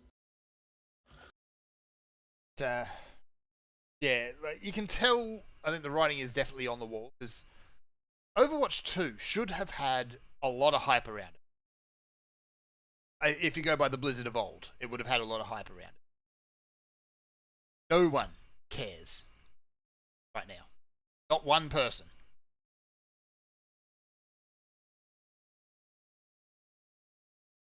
Yeah, it's just... The Blizzard had a lot of goodwill once upon a time, but they have been spending it. They've been spending it like water. It's not... They treated it like it didn't matter, like they were entitled to it. And you can only do that for a certain amount of time. It is a currency. It is a limited currency as well. Sooner or later, goodwill does wear out once you spend all of it. Yeah. Well, they're a good case for what happens when a company builds up an astronomical amount of goodwill. How quickly can they go through it? Yeah. Like, we've seen companies have spent it before, like, well, Nintendo's been a big one for that. But, yeah, and then on the opposite end, you have companies like Capcom, though, that can be in the doghouse and pull themselves out. Yeah. You need only make a good game. Just need to make a good game. Actually, Just several two- good games in the case of Capcom. It took them about 2 or 3 good video games in a row before they were forgiven. Yeah. They still Yeah, haven't... but you needed to make that first one in order to get people to look at the second one. Yeah. They still haven't been forgiven by the fighting game. Well, I don't know. Like, I think the fighting game community, or like the PvPers, like they just exist in their own little world. Because people who like Street Fighter, they don't care about the existence of other fighters. That's the impression that I get of a lot of them. Is they think that it's just the be all and end all, and if it's a Street Fighter, it means it's the best fighting game there is. So we might as well play it. yeah, Capcom teams are already fairly isolated from each other, from my understanding. But the Street Fighter team is the most isolated team of all the teams. But you can't tell me that the team that are developing Street Fighter currently and the team that developed Monster Hunter World are the same team. Oh, absolutely not. They've probably never met each other. Yeah. Yeah. So. Oh dear. Oh dear. I'm not liking what this physics engine is doing. I see. Yeah, I don't think giant industrial equipment is supposed to wobble like that. Yeah, probably not. That's probably a It'll bad. be fine. Be fine. So yeah, that's the State of Blizzard update. We will continue to have them as they come, and they come frequently, about once every other week. I think that might actually dry up very soon. Well, they will run out eventually. Eventually, the company will explode.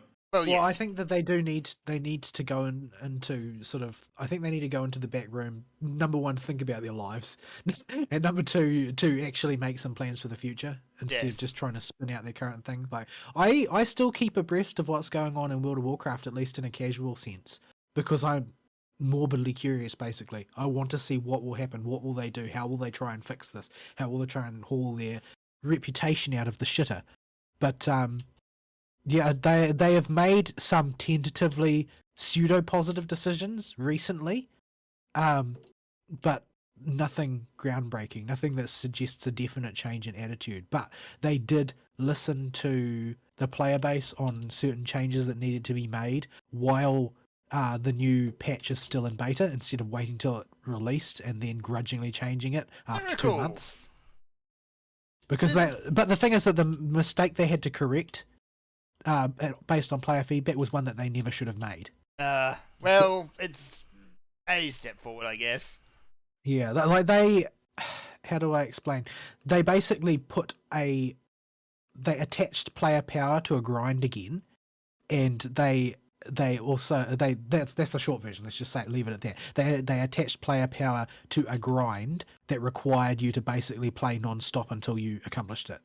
So if you are a hardcore player, you've got no choice but to no life, poop sock, wow constantly to stay atop of the raiding game. Well, we left those days ages ago.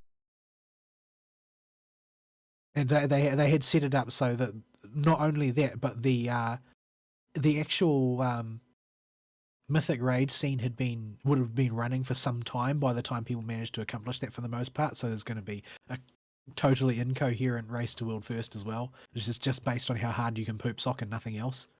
So just something there to try and waste your time so you don't notice that there's no other content. Yeah, basically they hitched it to a sort of Facebook game mechanic where you've got to grind stuff up, and then you've got to put it on like an 18-hour research timer thing, and that nonsense. The usual sort of bullcrap that has never been popular or liked by anybody playing World of Warcraft, but they keep doing because reasons. But at any rate, they basically they reneged on all that after sufficient quantity of player outrage, so that now all of the contributing quest chains are available on day one, but the final one that gives you whatever it is that you need in the last place is available on like week X, like week 3 or something. Sounds like one of the old attunement quests, except with a pointless time gate. So that you don't, rather than having to do everything on day one in order to get there by just gating it to the grind, you can do all of the requirements at any time during the next month, sort of thing. and then at the end of the month, everybody who's finished the project will get whatever that bonus is. So it's less bad. But the thing is that there have been constant outcries against this type of behaviour in the past, so it doesn't make a great deal of sense that they had to go through the song and dance again. Yep. It's an achievement, and they were terrible. Yeah. But they didn't release it as is and then change it later when they finally realised that the feedback they'd been receiving the entire time was correct. Which means that they have made a minuscule incremental step forward from where they were. It's progress, we'll take it.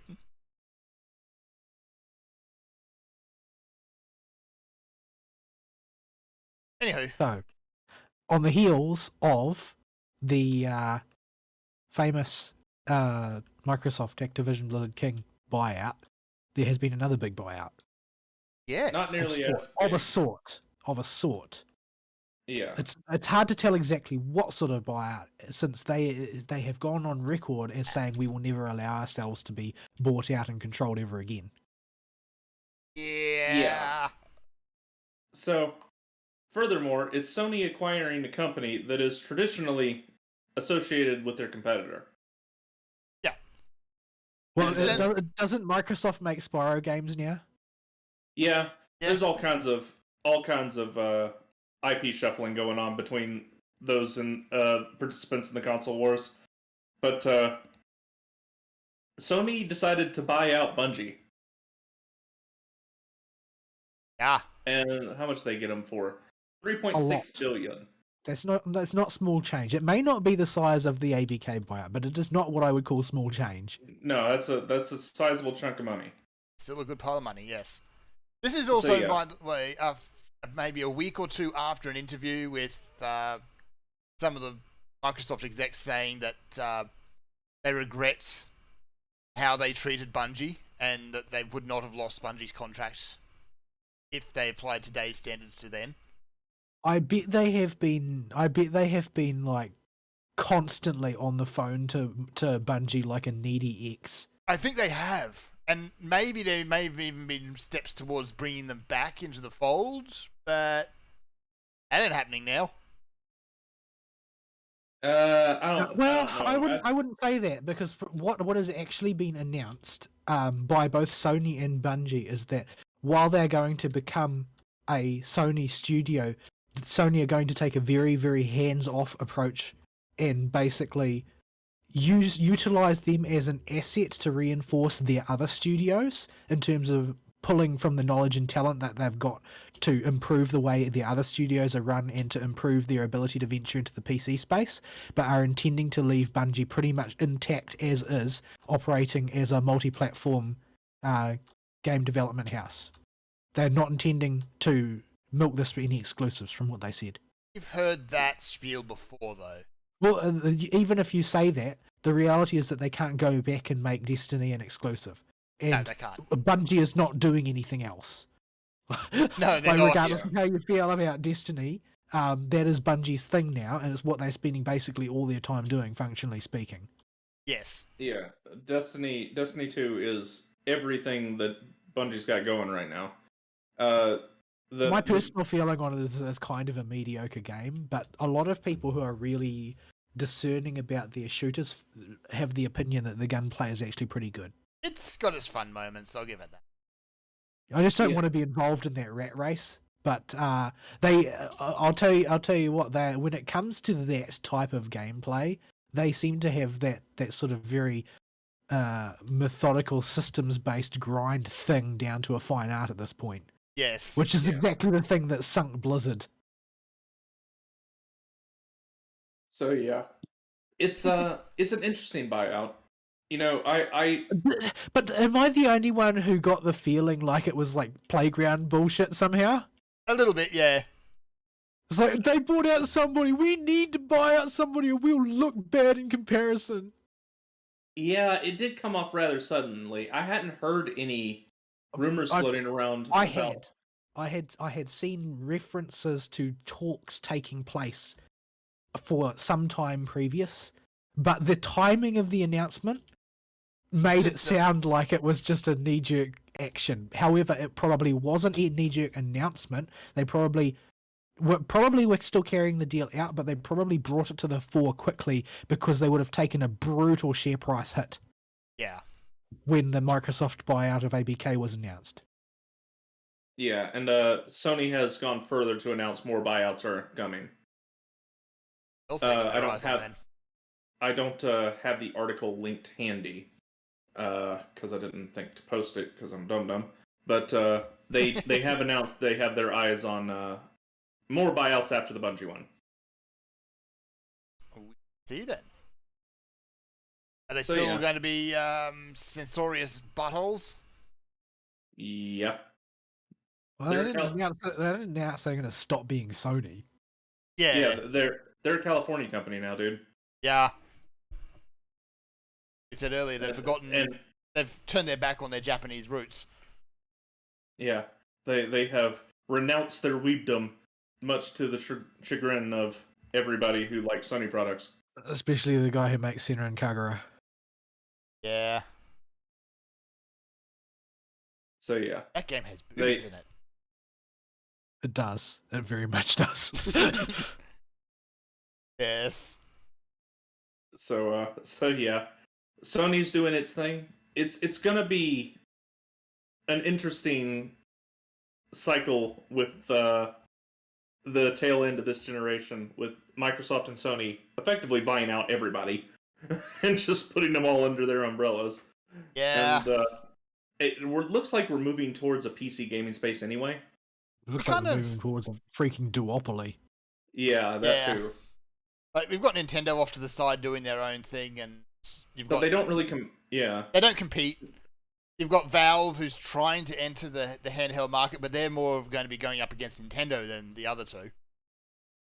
No, I don't know. I don't feel like they're the same thing. Like, they're not really. The thing that I want the Steam Deck for is not the thing that I have a Switch for. Yeah, the Steam Deck is actually just a very small laptop. Like, I quite literally have a Switch exclusively for exclusives. Yes. That's why I have it. Things that are exclusive or time exclusive that I don't want to wait to play, aka anything that is a Monster Hunter game, because Monster Hunter. But and it takes 6 months for them to put it as a PC port. In the case of the Steam Deck, the main reason I'm really interested in it is because I don't like the laptop form factor, but I want a portable computer. Yeah, and the Steam Deck fills that niche very nicely. Well, it remains to be seen. Once there's some like really in-depth tech reviews and teardowns and stuff, then we'll see. We'll see if the thing overheats after an hour of use or something like that. The beta models did, apparently, but they... Oh, great. Fantastic. We're off to a wonderful start there. But they've been getting a lot of feedback from the big tech reviewers, but a lot of them, now that the big tech reviewers are starting to get... the gold releases in their hands, they're also under NDA, so they can't talk about that. Yeah, and I also want to know where the final price points will start to settle once their initial release is over, with the raw material shortages that are currently happening. That ends soon, but I doubt it. It's not going to end soon. It's not projected to end ever at this point. Yeah. The entire geopolitical economic situation would need to be overhauled to change it. Because there's, shortages of copper, shortages of semiconductors, shortages of everything. Yep. Yeah.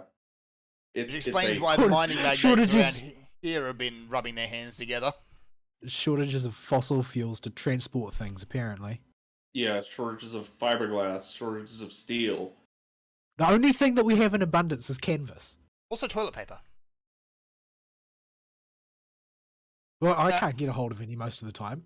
Yeah, people are still going crazy for that. But is there something I don't know about like government press conferences? Do they give you the runs if you watch them too much? They give me the shits. I mean, you may have to wipe the shits off of you from the bile that gets spewed across your face when you listen to them. They just make everybody angry, I think. That's the whole point of a government press conference. But the immediate reaction, at least in this country, is that if the government makes an announcement, everybody runs out to buy toilet paper. Why is that? I don't know how many buttholes other people have, but my one goes through like a roll a month. if that. Maybe, I don't know, maybe it's just after watching a government thing, you just feel so unclean you need to go and wipe. I don't know. You need to go and isolate in a cell for a while to cool down. I'm convinced the rest of the world just has more buttholes than I do. Does they say they're born with 2 or 3 of them, or they must be? Because I do not go through the raw amount of toilet paper that the rest of the world seems to. It happened at the office too. Like, I would know that only 2 or 3 people were using the restroom other than me, and I would go in there and there was a sizable percentage decrease in the amount of toilet paper every single time I would go in there. Yeah, like I have the same experience. Like I usually go my sojourns in the bathroom are usually a couple of times a day, sort of thing, and I'll get up in the morning, I'll go to the bathroom. While I'm in there, I'll put a new roll of toilet paper on, usually because it'll be run out at night. I'll come home after work, go to the bathroom, and there'll be like 1/10 of the roll left. And like, what happened during the day? Did like dengue fever go through here, or? Like, I'm telling you, man, it's because people have more buttholes than we do. People seem to have an excessive number of buttholes, I swear. Like, where do they even keep them? I don't know. Where do you keep more buttholes? What is this conversation? I presume they're all in a line. This is like it's a set of panpipes. What are we talking about here? Oh, good lord.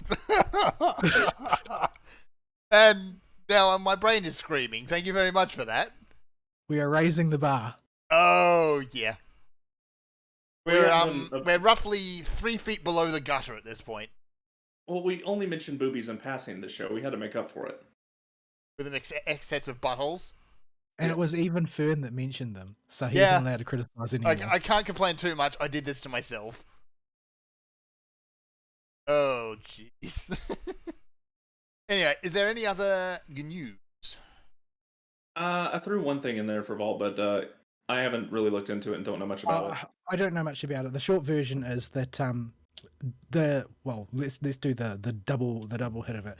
Number one, the FGO studio has been broken out from Delightworks under the name Lesengal, and they're going to be operating separately as basically an FGO house that run FGO, and presumably whatever the successor to FGO is, rather than being under Delightworks directly.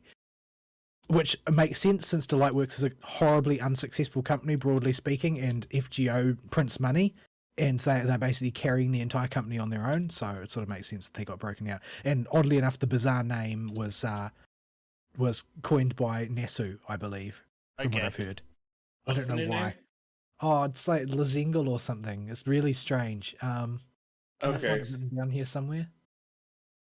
May not be in that article. It's not in that article, but I'm trying to remember what. It's a weird word that is definitely not a real word. Something Nasu made up. Yeah, it's one of those things. But so that's part one, and part two is that the producer of FGO has left Delightworks as it was, to go on and found a new studio, a new independent studio called Fahrenheit 213. Now I'm not sure what to get from this, because I don't know what the internal dynamics of that studio were that were making FGO. Like, I don't know if FGO is the way it is because of him, or if the good parts are because of him, or if the bad parts are because of him, or if everything is because of him. Like, I don't know what he was advocating for within that team as a producer, because being a gacha game, it's not, the producer's still working for someone, because the gacha game is designed to print money. That's the purpose. So I'm not really sure exactly what the effect this will be, whether whoever they put in charge will be more focused on making the game serve the players, or more focused on squeezing the players for a little bit extra dosh. Hard to say. We'll just have to wait and see what happens going forward. Yeah. All right. Okay. So, I think that might be it then. Yep.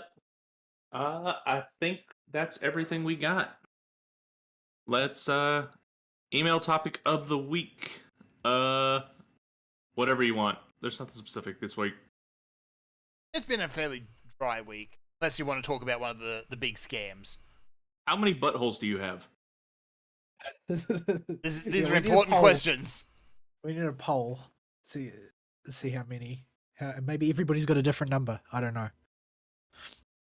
So, This is all right, science.